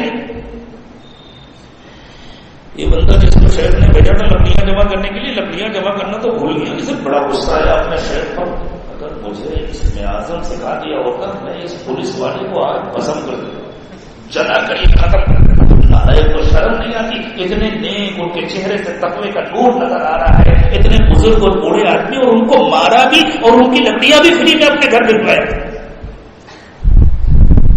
واپس آئے، ضرورت چہرہ اترا ہوا تھا، کم تھا کہ میرے حضرت نے اب تک مجھے اس میں اعظم نہیں سکھایا۔ حضرت نے مجھے کیا بات ہے بھائی کچھ فکر مند کر رہے ہو؟ حضرت آج جنگل میں عجیب تماشا دیکھا، کیا ہوا بتلایا؟ تو پھر کیا ہوا تمہیں کیا پریشانی؟ حضرت اگر آپ نے مجھے اس میں اعظم سکھا دیا ہوگا نا تو میں اس پولیس والے کو اسی جگہ ختم کر دیتا۔ فرمایا جن کی محبت میں تڑپ رہے ہو مجھے اس میں اعظم انہوں نے ہی سکھایا ہے، وہ جو مار کھا رہے تھے نا مجھے اس میں اعظم انہوں نے ہی سکھایا ہے۔ تو جب تک کسی برتن میں گنجائش نہ ہو دودھ نہیں ڈالا جاتا، جب تک کسی میں ظرف نہ پیدا ہو جائے اس وقت تک یہ کیفیات نہیں دیتے، ورنہ اگر وقت سے پہلے کسی کو مشاہدہ نصیب ہو جائے تو وہ تو گریبان پھاڑ لے گا، وہ تو جنگل میں چلا جائے گا، وہ تو چیخنا پکارنا شروع کر دے گا، برداشت سے باہر ہو جائے گا، مر جائے گا، ختم ہو جائے گا۔ لیکن جب برداشت کی طاقت آ جاتی ہے تو پھر اللہ تعالیٰ عطا فرما دیتے ہیں، پھر تو بات ہی الگ ہوتی ہے۔ حضرت خواجہ مجذوب رحمۃ اللہ علیہ، حضرت تھانوی رحمۃ اللہ علیہ کے بہت مشہور خلیفہ ہیں، سرکاری آفیسر تھے اور بہت زبردست شاعر تھے، بہت اچھے شاعر تھے۔ کبھی کبھی تو ان کے اشعار پر حضرت تھانوی رحمۃ اللہ علیہ کو بھی بجتا ہے۔ جب ان کی پینشن ہو گئی، بیٹھ کے کھانے گورنمنٹ کھلاتی ہے نا بیٹھا کر کے، بندے شوق سے کھاتے ہیں، اللہ بھی اگر بیٹھا کے کھلا دیا بیٹھ کے کھاؤ، لیکن اللہ کے فیصلے کو پسند کرو، بیٹھنے کو پسند نہ کرو۔ جس دن اللہ کام پہ لگے اس دن کام پہ لگ جاؤ، اس حال میں بھی خود اس حال میں بھی خود، اللہ بیٹھا کے کھلائیں گے تو میں بیٹھ کے کھاؤں گا، آپ مجھ سے کام کرائیں گے میں کام کروں۔ بس آپ مجھ سے راضی رہیے. تو کسی نے حضرت مجذوب رحمۃ اللہ علیہ سے پوچھا تو خواجہ عزیز الحسن نام تھا ان کا, حضرت کیا حال ہے؟ فرمایا پیرشن ہو گئی ہے. کیا بات ہے اپنی, اب دن بھی ہے اپنا اور رات ہے اپنی, اب اور ہی کچھ ہے دن رات کا عالم, ہر وقت ہی رہتا ہے ملاقات کا عالم. اب تو فرصت ہی فرصت ہے, اب تو ہر وقت بس اللہ سے ملاقات رہتی ہے. بزرگوں نے فرمایا الانابت من سنن المرسلین, انابت تو انبیاء کی شان ہے. جتنے انبیاء گزرے ہیں اللہ تعالیٰ نے ان کو یہ تینوں مقامات عطا کیے, چنانچہ ان میں انابت بھی تھی, وقوت بھی تھے. حضرت داؤد علیہ السلام کے بارے میں آیا, اللہ تعالیٰ نے فرمایا وَظَنَّ دَاوُودُ أَنَّمَا فَتَنَّاهُ فَاسْتَغْفَرَ رَبَّهُ وَخَرَّ رَاكِعًا وَأَنَابَ. ایک واقعہ پیش آیا, حضرت داؤد علیہ السلام کو یقین ہو گیا کہ اللہ کی طرف سے آزمائش ہے. فوراً حضرت یعقوب نے اللہ سے معافی مانگی, سجدے میں گر گئے اور اللہ کی طرف رجوع کیا. یہاں اناب کا لفظ اللہ نے استعمال کیا, اور یہ قرآن پاک کی ان آیات میں سے ایک ہے جن کے پڑھنے کے بعد سجدہ واجب ہوتا ہے. اس لیے اس مجلس کے ختم ہونے کے بعد سب لوگ ایک سجدہ تلاوت کریں, اس کے بعد چلیں. حضرت سلیمان علیہ السلام کے بارے میں اللہ تعالیٰ نے فرمایا وَلَقَدْ فَتَنَّا سُلَيْمَانَ وَأَلْقَيْنَا عَلَى كُرْسِيِّهِ جَسَدًا ثُمَّ أَنَابَ. ہم نے سلیمان کو آزمایا, ہم نے ان کی کرسی پر ایک گھوڑا ڈال دیا, پھر انہوں نے اللہ کی طرف رجوع کیا. حضرت شعیب علیہ السلام کے بارے میں فرمایا توفیق الا باللہ علیہ توکلت والیہ انیب. مجھے جو توفیق ملتی ہے وہ اللہ کی طرف سے ملتی ہے, میں اللہ ہی پر بھروسہ کرتا ہوں, اللہ ہی کی طرف رجوع کرتا ہوں. تو انابت تو ہر پیغمبر کو حاصل ہوتی ہے, اور یہی انابت بڑھ کر کے اوب بن جاتی ہے, وہ بھی ان کو حاصل ہوتی ہے. یہی انابت ہوتی ہے جس سے آگے بڑھ کر کے ان کی غیبت ختم ہو جاتی ہے, مشاہدہ حاصل ہو جاتا ہے. حضرت ابراہیم علیہ السلام کے بارے میں اللہ تعالیٰ نے فرمایا ان ابراہیم لحلیم اواب. کسے کہتے ہیں؟ عربی زبان میں ایک فعل استعمال ہوتا ہے آہ یعوہ اوہن, جس کے معنی ہے کرنا. جس کو نہیں نصیب یہ نعمت وہ نہیں سمجھ پائے گا. اللہ ہم سب کو نصیب فرما دے. جب دنیا میں بھی کسی کی حالت ہو جاتی ہے نا, تو آدمی بیٹھے بیٹھے جب بہت دن ہو گئے ملاقات اتنے دن ہو گئے اب تک تو فون بھی نہیں آیا, کل سے واٹس ایپ چیک کر رہا ہوں اب تک تو کوئی پیغام بھی نہیں آیا, اس نے تو یاد بھی نہیں کیا. اسی طرح جب اللہ کی محبت کا غلبہ ہوتا ہے تو پھر انسان اللہ کی یاد میں آہیں بھرتا ہے. وہ اختیار کی بات نہیں ہوتی, اختیار اس کے دل سے ایک آواز ہوتی ہے, ایک اونٹ سی ہوتی ہے دل سے, جس کو قرآن نے آہ کہا. جو آہ کرتا ہے اللہ کی یاد میں اس کو بہت آنے بھرنے والا.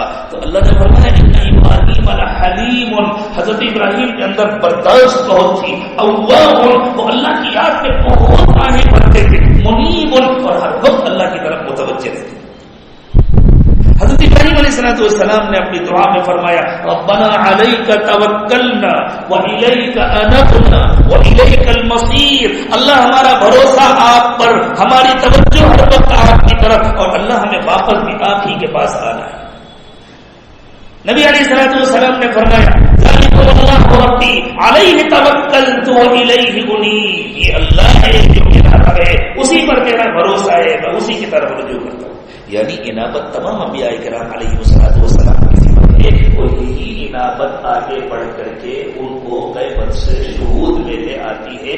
یہی انابت اوب بن جاتی ہے. اللہ تعالیٰ نے ساری مخلوق کو انابت کا حکم دیا. سب سے فرمایا منیبین الیہ, لوگوں اللہ کی طرف توجہ کرو, واتقوا, اللہ سے ڈرو, واقیموا الصلاۃ, نماز قائم کرو. نصیب ہو جاتی ہے نا تو پھر نماز میں بڑا مزہ آتا ہے, کیوں نماز میں اللہ سے ملاقات ہوتی ہے. ہمارے ایک دوست تھے, غیر مسلم گھرانے میں پیدا ہوئے, کالج میں پڑھتے تھے, میڈیکل کالج میں پڑھتے تھے. اس زمانے میں اللہ نے ان کو ہدایت دی. گھر والے پریشان ہوئے تو ان کے دوسرے دوست تھے, وہ بڑے اچھے گھرانے کے تھے. ان سے کہا وہ تمہارے دوست ہیں, ذرا ان کو سمجھاؤ, کہاں وہ مسلمانوں کے چکر میں پڑ گئے. وہ سمجھانے گئے, اللہ نے ان کو بھی ہدایت دی.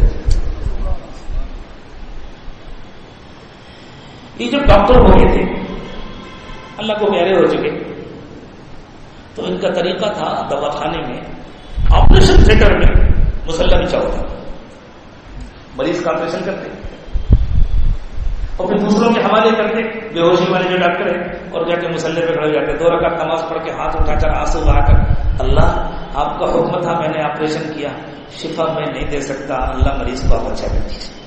یہ ہے توکل، اسباب کو اختیار کر رہے ہیں اور اللہ سے مانگ رہے ہیں۔ ایک ایکسیڈنٹ میں ان کا انتقال ہو گیا تھا، عرصہ ہو گیا، 5-7 سال پہلے انتقال۔ ان کی بیوی بھی نومسلم تھی اور ان کو بھی اللہ نے بڑا بلند مقام عطا فرمایا، وہ حیات ہے، اللہ تعالیٰ ان کی بچوں کی حفاظت فرمائے۔ ان کی ڈائری ملی، 2 بڑے پیارے جملے ڈاکٹر صاحب کی ڈائری میں لکھے ہوئے تھے۔ ڈاکٹر صاحب کی ڈائری میں لکھا تھا، اللہ سے ملاقات کرنی ہو تو نماز پڑھو، اللہ سے بات کرنے کا دل چاہے تو تلاوت کرو۔ اللہ ہمیں بھی ایسی تلاوت نصیب فرما دے کہ جب ہم تلاوت کریں تو ہمیں لگے کہ ہم بیٹھ کر اللہ سے باتیں کر رہے ہیں، اور اللہ ہمیں ایسی نماز نصیب فرما دے کہ جب ہم نماز پڑھیں تو ہمیں لگے کہ ہم اللہ سے ملاقات کر رہے ہیں۔ ان تعبد ربک کأنک تراہ فإن لم تکن تراہ فإنہ یراک۔ اللہ کے نبی صلی اللہ علیہ وسلم نے فرمایا، صفت احسان یہ ہے تم اپنے رب کی ایسی عبادت کرو گویا تم اسے دیکھ رہے ہو، اس لیے کہ تم اگرچہ اسے نہیں دیکھ رہے لیکن وہ تو تمہیں دیکھ رہا ہے۔ تو اللہ تعالیٰ نے بندوں سے فرمایا، تمام انسانوں سے، تم کہاں کس کے چکر میں پڑے ہو، تم کہاں دنیا کے چکر میں پڑے ہو، دنیا تو میں نے بنائی ہے تمہارے لیے۔ اچھا سوچو، ہمارے پاس جو پیسے آتے ہیں نا ان کو بچا کے رکھتے ہیں، تھوڑی بہت بخیلی تو سب کر لیتے ہیں نا، کس کے لیے بچا کے رکھتے ہیں؟ بیوی کے لیے، اللہ کی کوئی بیوی ہے، بچوں کے لیے، اللہ کے کوئی بچے ہیں، بڑھاپے کے لیے، اللہ کو بڑھاپا ہے نا، آج کھا لیا کل کیا کھائیں گے، اللہ کو بھوک لگتی ہے، اللہ کو پیاس لگتی ہے، اللہ کو سردی لگتی ہے، گرمی لگتی ہے، کسی مکان کی ضرورت ہے۔ جتنی دولت اللہ نے بنائی ہے وہ اللہ کے کسی کام کی ہے؟ اللہ کے کسی کام کی نہیں ہے، ہمارے تمہارے لیے تو بنائی ہے، اس کی خاطر اللہ کی نافرمانی کرنا اس سے بڑی بیوقوفی اور کیا ہے؟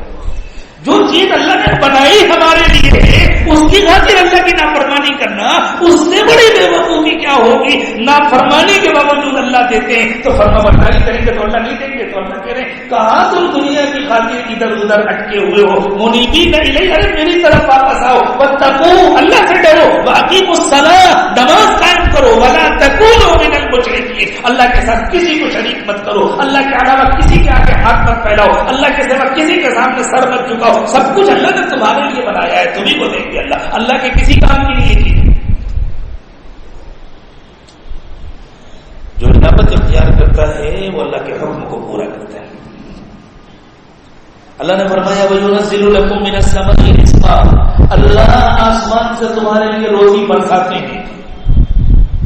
وَفِي السَّمَاءِ رِزْقُكُمْ وَمَا تُوعَدُونَ، لوگوں تمہاری روزی آسمان میں ہے، زمین میں نہیں ہے، زمین سے تو نکلتی نظر آتی ہے، زمین سے اگتی نظر آتی ہے، فیصلے تو آسمان سے ہوتے ہیں۔ آسانی کے ساتھ سمجھیں گے اس بات کو۔ جو لوگ پیچھے بیٹھے ہیں ان کو کیا لگ رہا ہے آواز کہاں سے آ رہی ہے؟ اوپر جو ڈبے لگے ہوئے ہیں ان کو لگ رہا ہے، حالانکہ وہاں سے آ رہی ہے کہ یہاں سے آ رہی ہے؟ اگر یہاں سے بولنے والا بولنا بند کر دے تو ان کو سے آواز آئے گی؟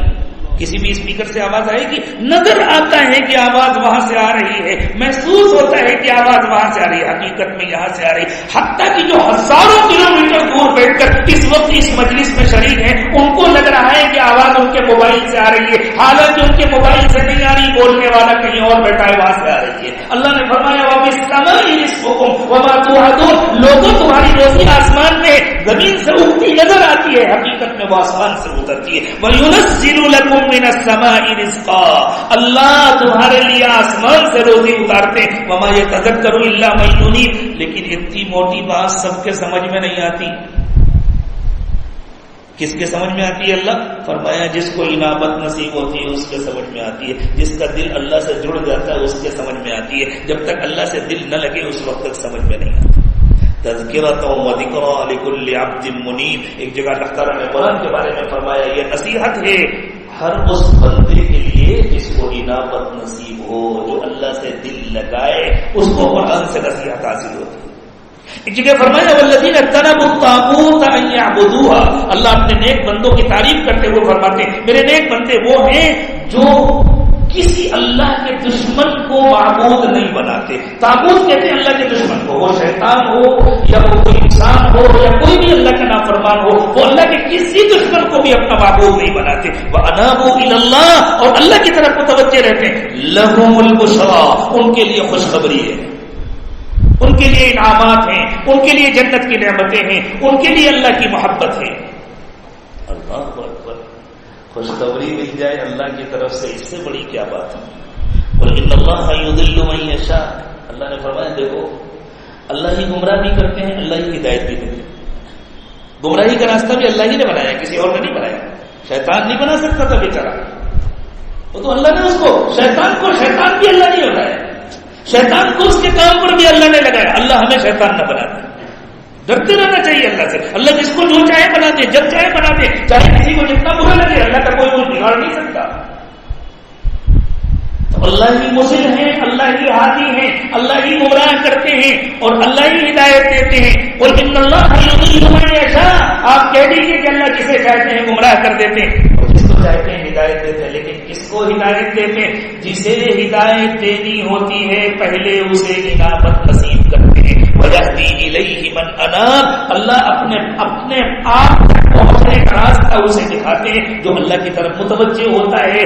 جس کو اللہ اپنی ذات تک پہنچانا چاہتے ہیں، جس کو اللہ اپنی محبت دینا چاہتے ہیں، جس کو اللہ اپنی معرفت دینا چاہتے ہیں، اس کو اللہ اپنی سوال کر دیتے ہیں. اور عجیب بات ہے، جو مقتدی بن کر انابت سیکھتا ہے اللہ اسے مقتدی بنا دیتے ہیں. جو انابت کی صفت پیدا کرتا ہے اپنے اندر، اللہ کی طرف متوجہ ہوتا ہے، پہلے وہ مقتدی ہوتا ہے، پھر اللہ اسے مقتدی بنا دیتے ہیں. اللہ نے فرمایا وَاتَّبِعْ سَبِيلَ مَنْ أَنَابَ إِلَيَّ، جو لوگ میری طرف متوجہ رہتے ہیں آپ ان کے راستے پر چلیے. بعض لوگوں کو بڑی پریشانی ہوتی ہے، یہ کیا شخصیت پرستی ہے، کہتے ہیں فلاں کے راستے پہ چلو، فلاں کے راستے پہ چلو. بھائی اگر یہ شخصیت پرستی ہے تو یہ شخصیت پرستی ہم کو ہمارے پروردگار نے سکھائی ہے. تم کو تمہارے رب نے جو سکھایا ہو تم وہ کرو، ہم کو ہمارے اللہ نے یہی سکھایا ہے. اللہ کہتے ہیں وَاتَّبِعْ سَبِيلَ مَنْ أَنَابَ إِلَيَّ، جو اللہ کی طرف رجوع کرنے والے ہیں ان کے راستے پر چلیے. کون ہے اللہ کی طرف رجوع کرنے والے؟ انبیاء کرام، اور انبیاء کرام علیہ السلام کے مخلص متبعین جو تھے، ہیں، قیامت تک رہیں گے. اللہ کہہ رہے ان کے راستے پر چلو، اور جب تم ان کے راستے پر چلو گے نا کچھ دن مقتدی بن کر چلو گے، پھر اللہ تمہیں مقتدی بنا دیں گے. یہ سنت ہے اللہ کی، مسلسل یہی تو ہوتا چلا آ رہا ہے. آج جو ہمارے مقتدی ہیں ماضی میں وہ کسی کے مقتدی تھے، اور وہ جن کے مقتدی تھے ماضی میں وہ کسی کے مقتدی تھے، وہ جن کے مقتدی تھے ماضی میں وہ کسی کے مقتدی تھے، اور وہ سب مقتدی تھے حضرات صحابہ کرام کے، اور صحابہ کرام سب مقتدی ہیں محمد رسول اللہ صلی اللہ علیہ وسلم کے. اللہ تعالیٰ نے حضرت محمد صلی اللہ علیہ وسلم کو مقتدائے کائنات بنایا.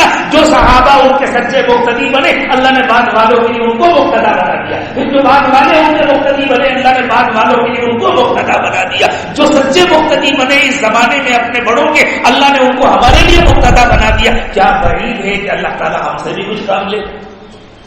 یہ اللہ کا وعدہ ہے، جو انابت اختیار کرے گا وہ مقتدی ہوگا، اللہ اسے مقتدی بنائیں گے اور دوسروں کو حکم دیں گے وَاتَّبِعْ سَبِيلَ مَنْ أَنَابَ إِلَيَّ، جو میری طرف رجوع کرتے ہیں آپ ان کے راستے کو اختیار کیجیے. جنت بھی انہی لوگوں کے لیے جن کے دل میں انابت ہے. جنتیوں سے کہا جائے گا ھذا ما توعدون، یہی ہے جس کا تم سے وعدہ کیا جاتا تھا. پتہ ہے کس سے وعدہ کیا جاتا تھا؟ لکل اواب حفیظ، ہر اس شخص کے لیے جو اواب ہے، بہت زیادہ اللہ کو یاد کرنے والا، حفیظ ہے، اللہ کے احکام کی حفاظت کرنے والا. من خشی الرحمن بالغیب، جو دیکھے بغیر اللہ سے ڈرتا تھا. وجاء بقلب منیب، اور انابت والا دل لے کر اللہ کے پاس آیا. ہر وقت اللہ سے اٹکا رہنے والا، ہر وقت اللہ کی طرف متوجہ رہنے والا دل لے کر کے اللہ کی طرف. اللہ کسی کو انابت کے ساتھ لمبی عمر عطا فرما دے تو وہ خوش نصیب ہے، اور گمراہی کے ساتھ تو چھوٹی عمر خوش نصیبی ہے. جتنی عمر بڑھے گی اتنے گناہ بڑھیں گے، جلدی چلا جائے گا تو کم گناہ ہوں گے. لیکن انابت ہو، تعلق مع اللہ نصیب ہو، اور پھر لمبی عمر ہو تو خوش نصیبی ہے. امام سیوطی رحمۃ اللہ علیہ نے الجامع الصغیر میں یہ روایت نقل کی. اللہ کے نبی صلی اللہ علیہ وسلم نے ارشاد فرمایا من سعادت المرء ان يطول عمره ويرزقه الله الانابه. یہ بندے کی خوش نصیبی ہے کہ اللہ تعالیٰ اسے انابت نصیب فرمائے اور اس کے ساتھ ساتھ اس کو لمبی عمر دے. تو انابت کے ساتھ لمبی زندگی اللہ تعالیٰ کی طرف سے انعام. ہمارے جو دادا پیر تھے حضرت مرشد عالم رحمۃ اللہ علیہ، اللہ تعالیٰ نے ان کو 90 سال سے زیادہ عمر عطا فرمائی تھی. اخیر عمر میں ایک روایت ہے اللہ کے نبی صلی اللہ علیہ وسلم کا ایک ارشاد ہے حضرت انس بن مالک کے حوالے سے، حضرت اس کو چھپوا کر کے تقسیم کیا کرتے تھے اور بہت خوش ہوتے تھے. حضرت انس روایت کرتے ہیں اللہ کے نبی صلی اللہ علیہ وسلم نے ارشاد فرمایا ما من معمر يعمر في الاسلام 40 سنة الا صرف الله عنه 3 انواع من البلاء الجنون والجزام والبرص. فإذا بلغ 50 سنة لين الله عليه الحساب. فإذا بلغ 60 رزقه الله الإنابة إليه بما يحب. فإذا بلغ 70 سنة أحبه الله وأحبه أهل السماء. فإذا بلغ 80 قبل الله حسناته وتجاوز عن سيئاته. فإذا بلغ 90 غفر الله له ما تقدم من ذنبه وما تأخر. اللہ کے نبی صلی اللہ علیہ وسلم نے فرمایا جب اللہ تعالیٰ کسی کو اسلام میں 40 سال کی عمر عطا فرما دیتے ہیں تو 3 بیماریوں سے اس کو بچا دیتے ہیں. یہ 3 بیماریاں ہیں جو 40 سال کے بعد نہیں ہوا کرتی، جس کو 40 سال سے پہلے ہوتی ہے. ایک جنون کی بیماری، دماغ کی ایک بیماری، ایک جزام کی بیماری، یہ جلد کی ایک بیماری، ایک برس کی بیماری، یہ بھی جلد کی ایک بیماری ہے. کھال سے متعلق بیماری، دھبے پڑ جاتے ہیں، زخم ہو جاتے ہیں. فرمایا جب وہ ایمان کی حالت میں اسلام کے ساتھ 50 سال کا ہو جاتا ہے اللہ اس کا آسان کر دیتے ہیں حساب. میرا بندہ ہے، میری عبادت کرتے کرتے بوڑھا ہونے والا ہے، چلو اس کا حساب آسان کر دو. اور جب وہ 60 سال کا ہو جاتا ہے اللہ اسے محبت میں انابت عطا فرما دیتے، پھر اس کا دل ادھر ادھر کرنا بند کر دیتا ہے. اور جب وہ 70 سال کا ہو جاتا ہے تو اس کو اللہ اپنا محبوب بنا لیتے ہیں اور آسمان والوں کا بھی محبوب بنا دیتے ہیں. اور جب 80 سال کا ہو جاتا ہے تو اللہ اس کی نیکیوں کو قبول فرما لیتے ہیں، گناہوں کو معاف فرما دیتے ہیں. اور جب 90 سال کا ہو جاتا ہے تو اللہ کہتے ہیں میں نے اس کے اگلے پچھلے سارے گناہ معاف کر. اللہ ہمیں بھی ایمان کے ساتھ، اعمال صالحہ کے ساتھ، توجہ اللہ کے ساتھ، ذکر کے ساتھ، انابت کے ساتھ لمبی عمر نصیب فرمائے تاکہ ہم خوب اللہ کو یاد کریں اور یہ خوشخبری ہمیں بھی حاصل ہو. اب مسئلہ یہ ہے کہ چیز تو بڑی قیمتی ہے، معلوم ہوگی ملے گی کیسے؟ ملنے کا راستہ پتہ چلے گا تب تو حاصل کریں گے نا. کیا خیال ہے آپ لوگ تھک گئے ہیں یا ملنے کا راستہ بتلائے گا؟ کس کی تمنا ہے کہ انشاءاللہ لے کر جائیں گے. اسی اعتکاف سے اللہ مجھے بھی عطا فرما دے. علی آپ ہی کی تمنا تھوڑی میری بھی ہے بھائی.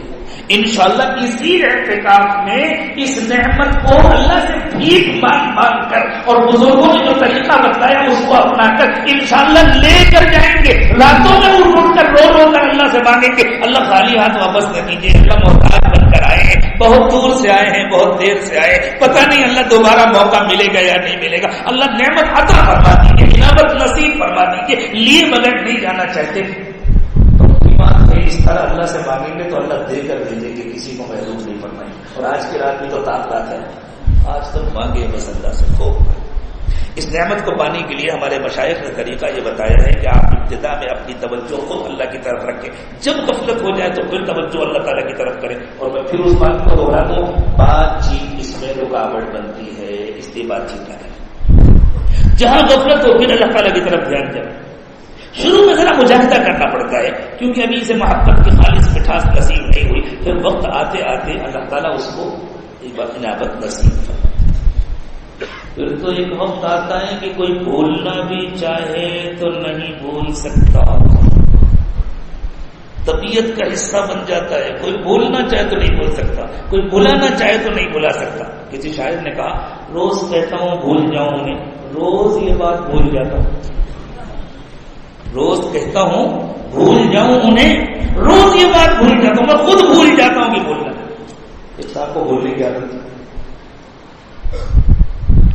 ایک دن انہیں صبح صبح کسی ضروری کام سے جانا تھا اور اس کے لیے رات میں جلدی سونا ضروری تھا، ورنہ پھر صبح کام نہیں کر پاتے تھے، دیر میں نہیں تھا. تو انہوں نے سوچا آج میں رات میں سارے کاموں سے فارغ ہوگا، جلدی سو جاؤں گا، اور اس کے لیے کہ بھول نہ جاؤں کہ مجھے جلدی سونا ہے، انہوں نے یہ کیا کہ اپنے کرتے کے دامن میں گرا باندھا۔ پہلے زمانے میں موبائل ایپ وغیرہ ہوتے تھے، الارم ہوتے تھے، اس زمانے میں تو بڑی آسانی ہو گئی، اب تو آپ کوئی پیغام لکھ کر کے الارم لگا سکتے ہیں، اور پیغام لکھ کے آ جائے گا کہ آپ کو فلاں کام کرنا ہے۔ لیکن اس زمانے میں تو یہ سب ہوتا نہیں تھا، سیدھی سیدھی زندگی کی سیدھے سیدھے طریقے سے تو انہوں نے گرا لگا دیا کہ آج عشاء کے بعد فوراً سونا ہے۔ اب عشاء کے بعد پڑھ کے گھر پہنچے، عشاء سے پہلے کھانا کھا لیا تھا، اب گھر پہنچے لیٹنے لگے تو اچانک خیال ہے یہ گرا لگی ہوئی، سوچ میں پڑ گئی، یاد نہیں آ رہا، ساری رات اسی سوچ میں گزر گئی کہ یہ گرا کیوں لگا، وقت یاد آیا جلدی سونا تھا اس کے لیے گرا لگا۔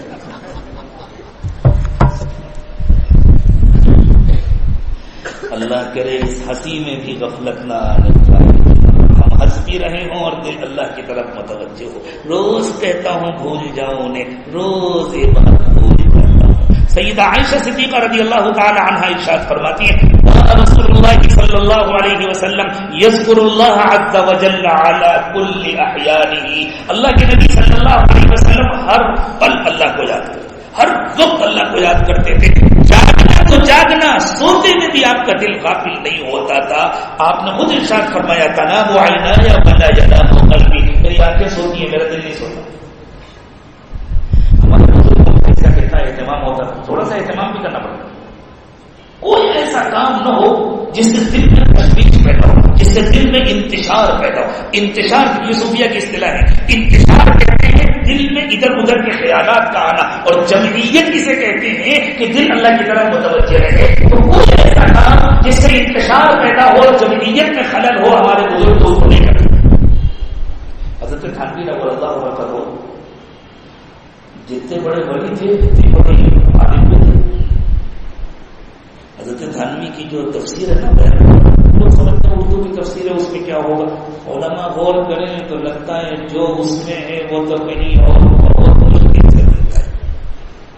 سمندر ہے علوم و معارف، عجیب عجیب نقطے اللہ تعالیٰ ان کے دل میں ڈالتے تھے۔ ایک مرتبہ کہیں تشریف لے جاتے تھے، غالباً چہل قدمی کے لیے جا رہے تھے، حضرت مفتی شفیع صاحب رحمۃ اللہ علیہ کے ساتھ ساتھ راستے میں ایک جگہ حضرت رکے، جیب سے نوٹ بک نکالا، نوٹ بک رہنی چاہیے، نوٹ بک اور قلم علماء کے ساتھ نکالا، ایک بات اس میں لکھی جیب میں ڈالی۔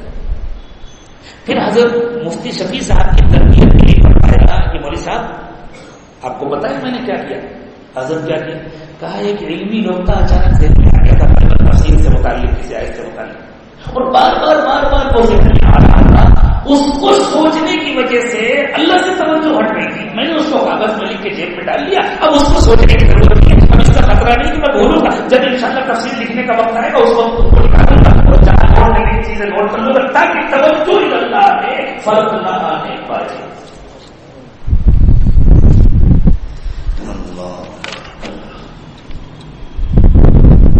منیبین کا حال عجیب ہوتا ہے۔ ایک بزرگ فرماتے ہیں کہ میں وسط ایشیا کے پہاڑوں میں سفر کر رہا تھا، مجھے ایک اللہ والے ملے، وہ اللہ کی محبت میں کچھ اشعار پڑھ رہے تھے، اللہ وہ بس اللہ کی محبت میں گنگنا رہے تھے، انہیں اطمینان تھا یہاں کوئی اور تو سننے والا ہے نہیں ہے، میں پڑھ رہا ہوں، بس اللہ سن رہے ہیں، میں سن رہا ہوں۔ فرما رہے تھے واللہ ما طلعت شمس ولا غربت الا وانت فی قلبی ووسواسی، اللہ سورج ڈوبے یا نکلے آپ تو ہر وقت میرے دل و دماغ پر چھائے رہتے۔ ولا جلست الى قوم احدثهم الا وانت حدیثی بین جلاسی، اور اللہ جب میں دوستوں کے ساتھ بیٹھتا ہوں تو میری گفتگو صرف آپ ہی سے متعلق ہوتی ہے، میں تو کسی اور کی بات بھی نہیں کرتا۔ ولا حملت بشرب الماء من عطش الا رأيت خيالا منك في الكأس، اللہ پانی کا پیالہ اٹھاتا ہوں پینے کے لیے تو مجھے تو پانی کے اندر بھی آپ ہی نظر آتے ہیں، یعنی آپ کا خیال آتا ہے آپ نے کتنی محبت سے میرے پینے کے لیے یہ پانی بنایا۔ ولا ذکرتك محزونا ولا طربا الا وحبك مقرون بانفاذی، اللہ میں غم کی حالت میں ہوں یا خوشی کی حالت میں ہوں، جب بھی آپ کی یاد آتی ہے میری سانس آپ کی محبت میں لپٹی ہوتی ہے، میرا نفس نفس آپ کی محبت میں ڈوبا ہوا۔ فلو قدرت على الاتيان زرتكم سحبا على الوجه او مشيا على الراس، اللہ اگر مجھے پتہ چل جاتا آپ فلاں جگہ ہیں اور میں آ کر کے آپ کا دیدار کر سکتا ہوں، میں تو اپنے چہرے کے بل آتا، اپنے سر کے بل چل کر آتا آپ کا دیدار دیدار کرنے کے لیے، لیکن مجھے معلوم ہے کہ دیدار تو جنت میں ہوگا، دیدار تو جہاں نہیں ہو سکتا۔ ایک بزرگ نے اللہ کی یاد کے بارے میں فرمایا خیالک فی عینی وذکرک فی قلبی وخیالک فی عینی وذکرک فی فمی ومثواک فی قلبی فأین تغیب۔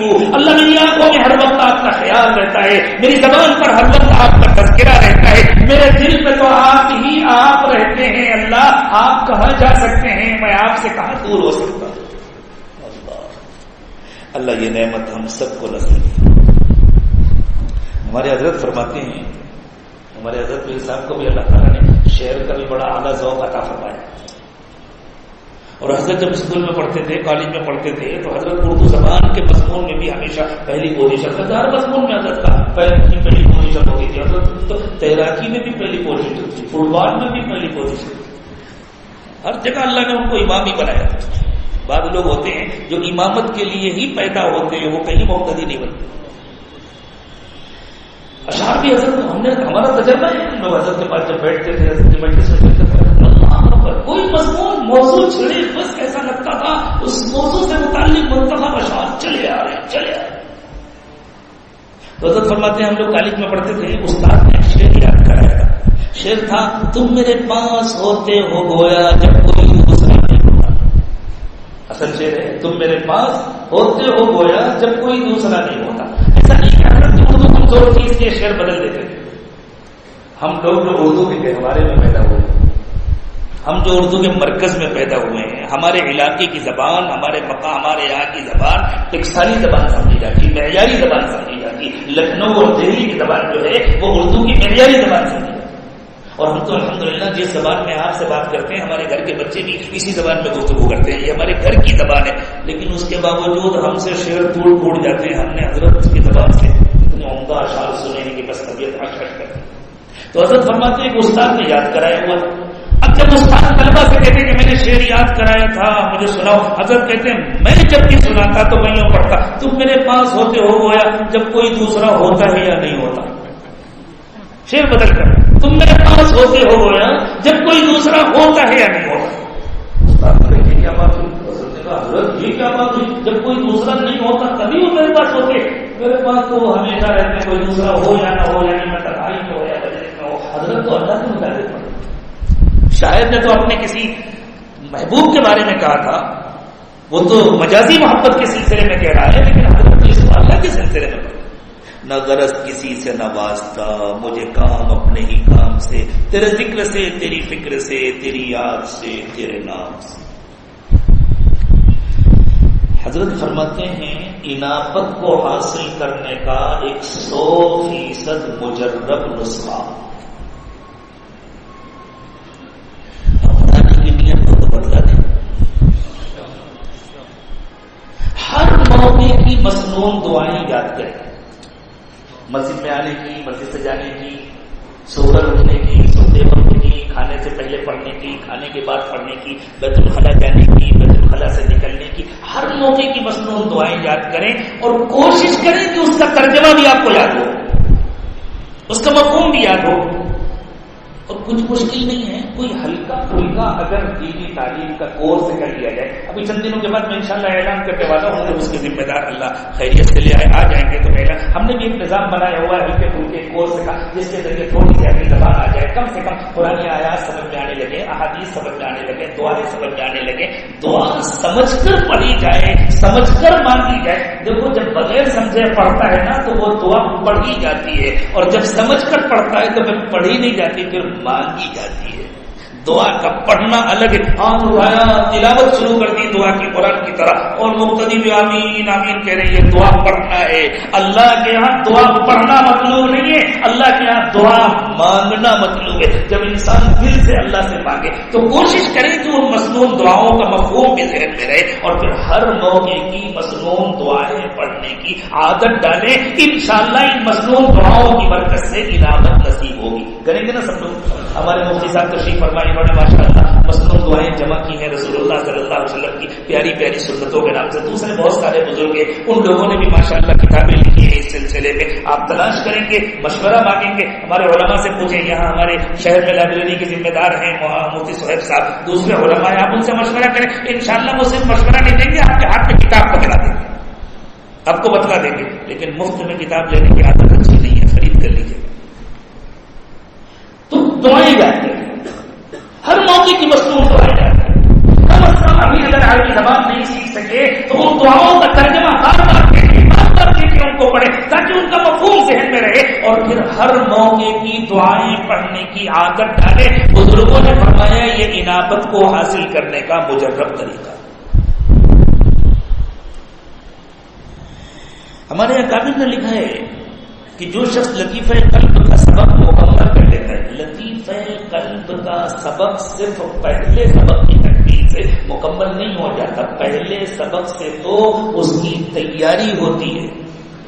اس کے بعد جب 11ویں نمبر کا سبق بھی مکمل ہو جاتا ہے تب جا کر لطیفہ قلب کی تکمیل ہوتی ہے. تو جو شخص لطیفہ قلب کا سبق مکمل کر لیتا ہے اس کو فنائے قلبی حاصل ہو جاتی ہے, اور فنائے قلبی حاصل کر لینے کے بعد سالک کے دل کو یاد الہی ایسی مضبوط مل جاتی ہے کہ پھر وہ اللہ کو بھلانا بھی چاہے تو نہیں بھلا سکتا.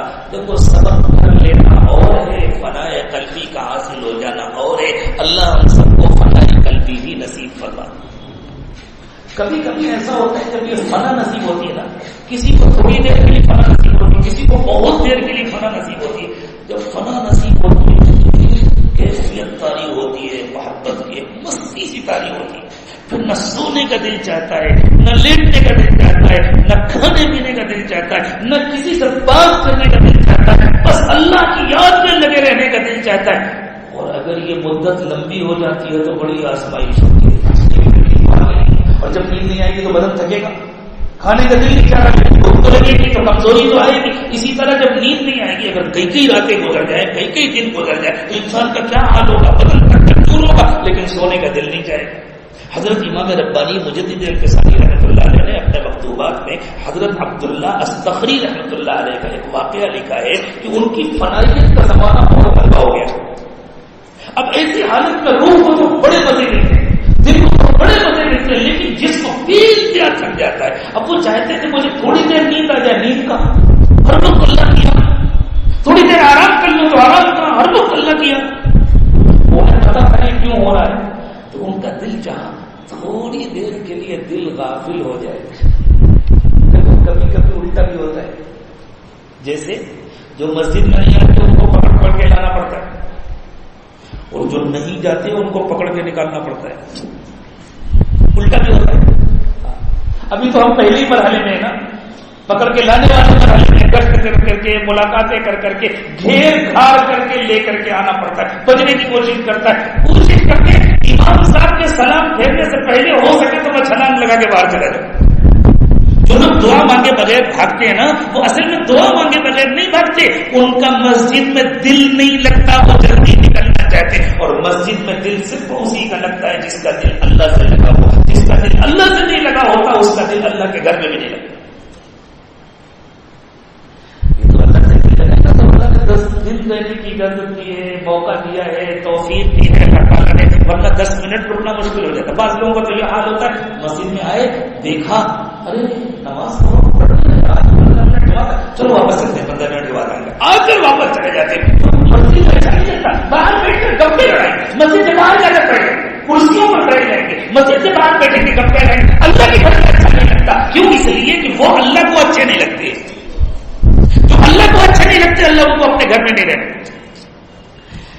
لیکن جب اللہ سے دل لگ جاتا ہے تو جانے کا دل نہیں چاہتا. اب جب جانے کا دل نہیں چاہتا, اللہ کو دنیا میں نظام پہ تو چلانا ہے, تو اللہ پھر مار کے باہر نکالتے ہیں. صحابہ کرام کو حکم ملا, فَإِذَا قُضِيَتِ الصَّلَاةُ فَانتَشِرُوا فِي الْأَرْضِ, نماز ختم ہو گئی, چلو باہر نکلو. یہ بھی ایک مقام ہوتا ہے جب اندر سے باہر بھیجا جاتا ہے. ابھی تو باہر سے اندر آ جائے تو بڑی بات ہے, تو پہلے باہر والوں کو اندر لایا جاتا ہے. ایک وقت آتا ہے جب اندر والوں کو اٹھا کر باہر بھیجا جاتا ہے, اور کہا جاتا ہے جب دوبارہ اذان ہوگی تب آنا, ابھی بیٹھنے کی اجازت نہیں ہے.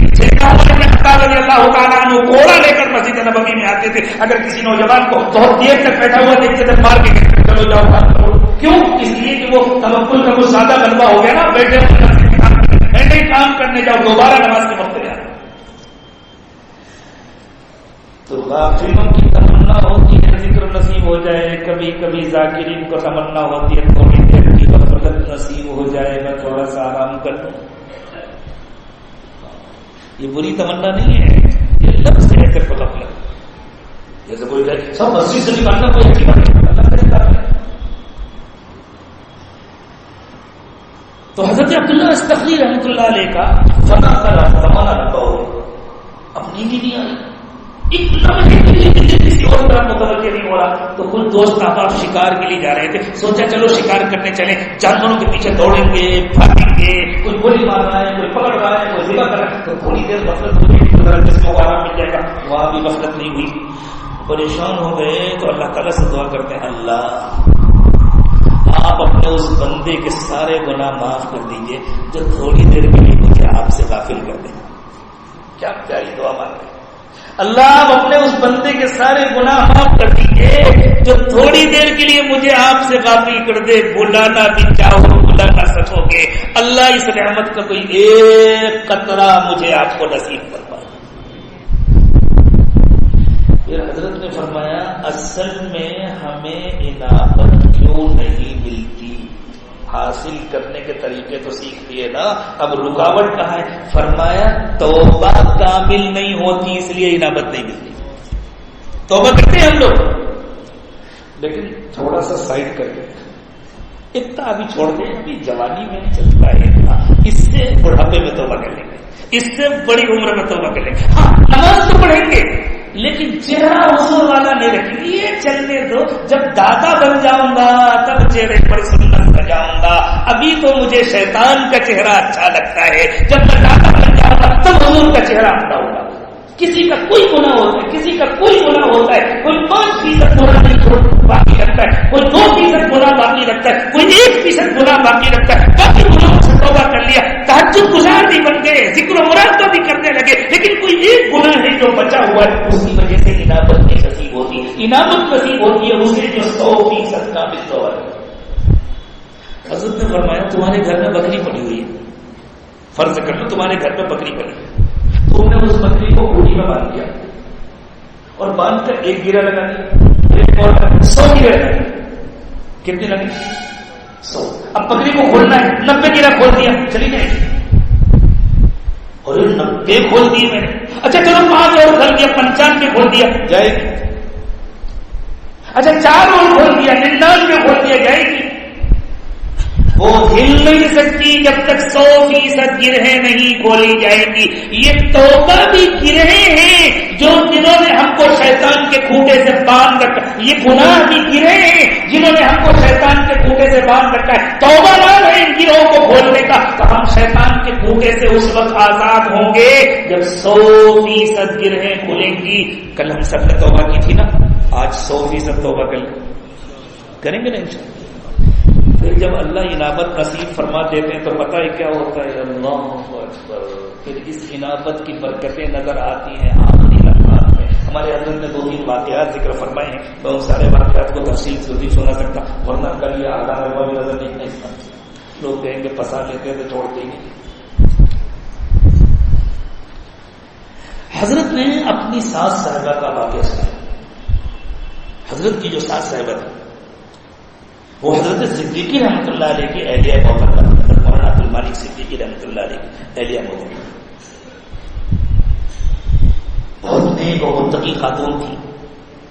اخیر عمر میں بلڈ پریشر کی زیادتی کی وجہ سے ان کو بے ہوشی ہو گئی تھی، وہ کوما کی حالت میں چلی گئی تھی. بالکل احساس ختم ہو گیا تھا، نہ کوئی بات سن سکتی تھی، نہ کسی بات کا جواب دے سکتی تھی، نہ کوئی حرکت کر سکتی تھی، بس صرف سانس چل رہی تھی.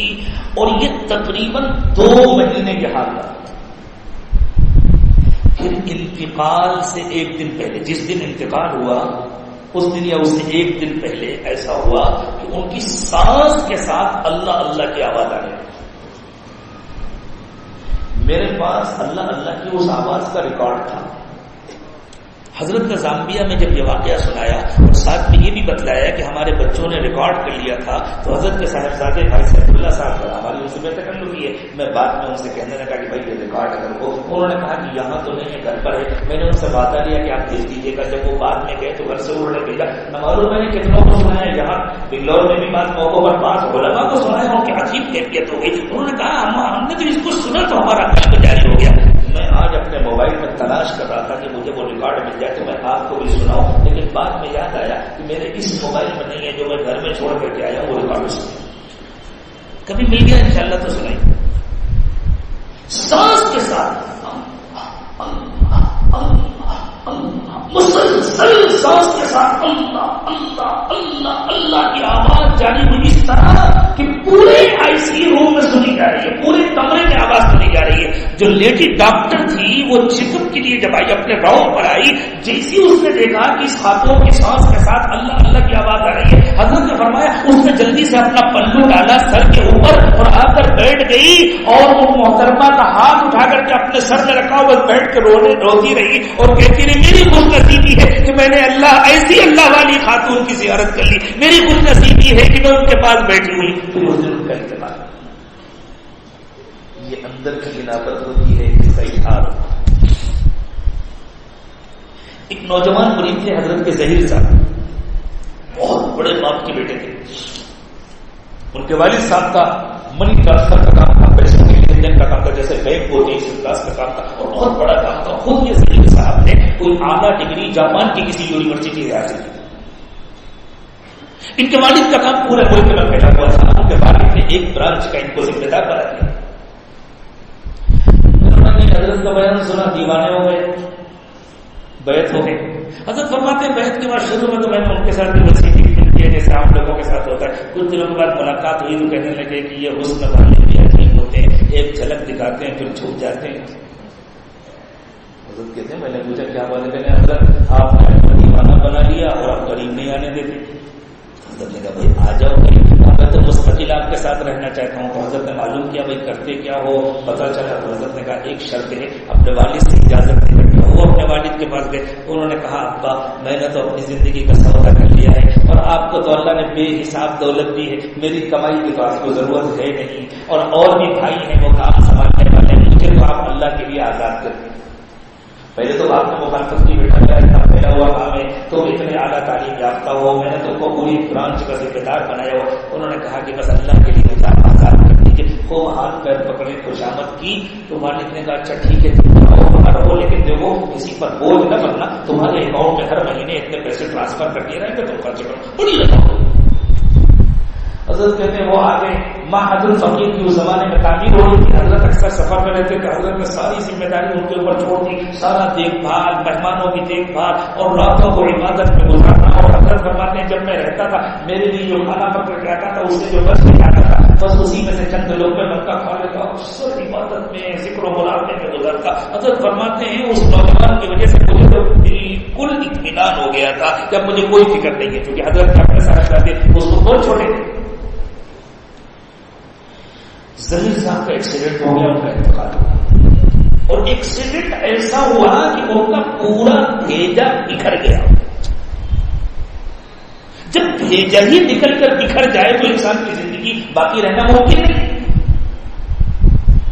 تو دماغ مر چکا، دل حرکت کر رہا ہے۔ ڈاکٹروں نے مشین پر رکھا کہ بھئی ابھی دل حرکت کر رہا ہے، یہ زندہ ہے۔ 3 دن ہو گئے۔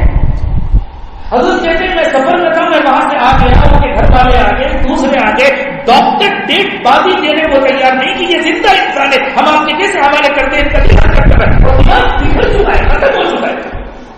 حضرت فرماتے ہیں 9 ڈاکٹروں کی ٹیم تھی، ہم نے ان کو بلایا اور بلا کے کہا دیکھیں ایک سائنس آپ کے پاس ہے، ایک سائنس ہمارے پاس ہے، آپ کو جسم کے حالات کا علم ہے، ہمیں اللہ نے روح کے حالات کا علم عطا فرمایا ہے، یہ اللہ کے نیک و مقبول بندے ہیں، ان کا دل اللہ نے زندہ کر دیا، یہ کبھی نہیں مرے گا چاہے آپ 10 سال تک رہیں، لیکن جسمانی طور پر ان کا انتقال ہو چکا ہے، ہماری ذمہ داری ہے کہ ہمیں رہنا ہے، نماز جنازہ پڑھے اور اللہ کے حوالے کرتے ہیں، بندے کا معاملہ اللہ کے حوالے ہے۔ تو ڈاکٹروں نے روکتے ہوئے ان کی ڈیٹ بازی دی۔ حضرت فرماتے ہیں کہ جب کفن پہنا دیا گیا اس کے بعد بھی ایک عالم آیا اور کہنے کہ حضرت ان کے سینے پر ہاتھ رکھیں تو ابھی بھی دل میں حرکت محسوس ہو رہی ہے۔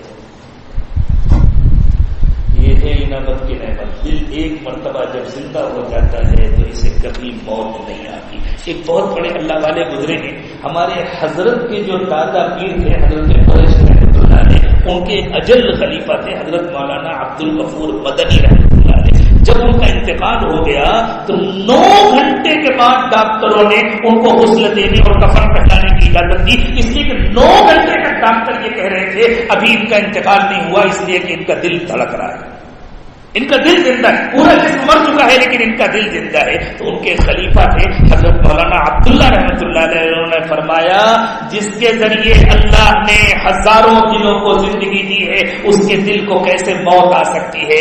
یہ دل تو جنت تک زندہ رہے گا، لیکن ہم اللہ کے حکم کے مکلف ہیں، ہمیں ان کو اللہ کے حوالے کرنا ہے۔ ان کی جسمانی موت ہو چکی ہے، یہ ان کی روحانی زندگی ہے۔ اللہ کے نبی صلی اللہ علیہ وسلم نے فرمایا جو دل ذاکر ہوتا ہے وہ دل زندہ ہوتا ہے، جو دل غافل ہوتا ہے وہ دل مردہ ہوتا ہے۔ اللہ ہمارے دلوں کو بھی زندہ کر دے، اللہ کرے کہ اس اعتکاف میں ہم اللہ سے مانگ کر کے اپنے دلوں کو زندہ کر کے لے جائے۔ وآخر دعوانا ان الحمدللہ رب العالمین۔ تھوڑی دیر اللہ کی طرف متوجہ ہو جائیں، مراقبہ کر لیں، آنکھیں بند کر لیں، سر کو جھکا لیں، دنیا اور دنیا میں جو کچھ بھی ہے اس سے ہٹ کٹ کر اللہ کی یاد میں کھو جائیں۔ یہ نیت کریں کہ اللہ کی رحمت آ رہی۔ اچھی بات ہے، کہہ رہے ہیں کہ ہر دن نئے لوگ آ رہے ہیں جو سلسلے میں داخل ہونا چاہتے ہیں، تو مراقبے سے پہلے بیعت کے کلمات بھی پڑھ لیں۔ جنہوں نے پہلے توبہ کیا آج 100% سچی پکی توبہ کرنے کی نیت کر لیں۔ نئے حضرات بھی بیعت کی نیت سے کلمات کو پڑھ لیں۔ بسم اللہ الرحمن الرحیم، لا الہ الا اللہ محمد رسول اللہ صلی اللہ علیہ وسلم، آمنت باللہ وملائکتہ وکتبہ ورسلہ والیوم الآخر والقدر خیرہ وشرہ من اللہ تعالی والبعث بعد الموت، آمنت باللہ کما هو باسمائہ وصفاتہ وقبلت جمیع احکامہ، اشہد ان لا الہ الا اللہ واشہد ان محمدا عبدہ ورسولہ، استغفر اللہ ربی من کل ذنب واتوب الیہ برحمتک یا ارحم الراحمین۔ معمولات کارڈ میں لکھے ہوئے ہیں اور جو ہمارے پرانے ساتھی ہیں ان سے نئے احباب معمولات کو سمجھ لیں۔ تھوڑی دیر مراقبہ کر لیں، آنکھیں بند کر لیں، سر کو جھکا لیں، دنیا اور دنیا میں جو کچھ بھی ہے ان سب سے ہٹ کٹ کر اللہ کی یاد میں کھو جائیں۔ یہ نیت کریں کہ اللہ کی رحمت آ رہی ہے، میرے دل میں سما رہی ہے، میرے دل سے گناہوں کو دھو رہی ہے اور میرا دل کہہ رہا ہے اللہ اللہ اللہ۔ زبان سے اللہ اللہ نہ کہیں، بس یہ نیت کریں کہ دل اللہ اللہ کہتا ہے اور بس میں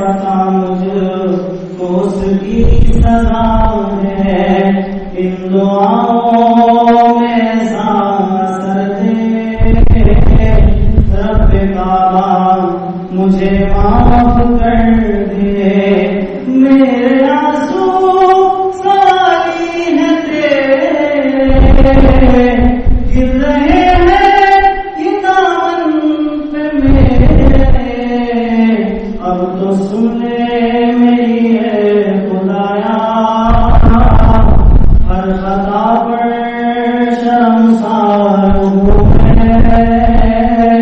اے خدایا گنہگار ہوں میں جان کر بھول کر جو کیا ہے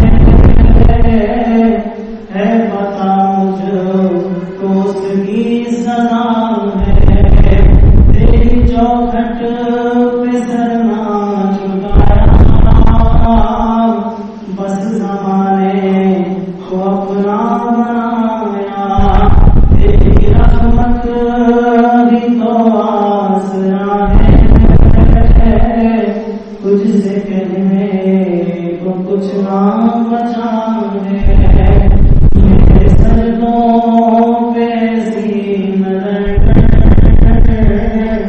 میں اندھیروں میں ہوں تو سحر کر ان دعاؤں میں سانس دے رب کعبہ مجھے معاف کر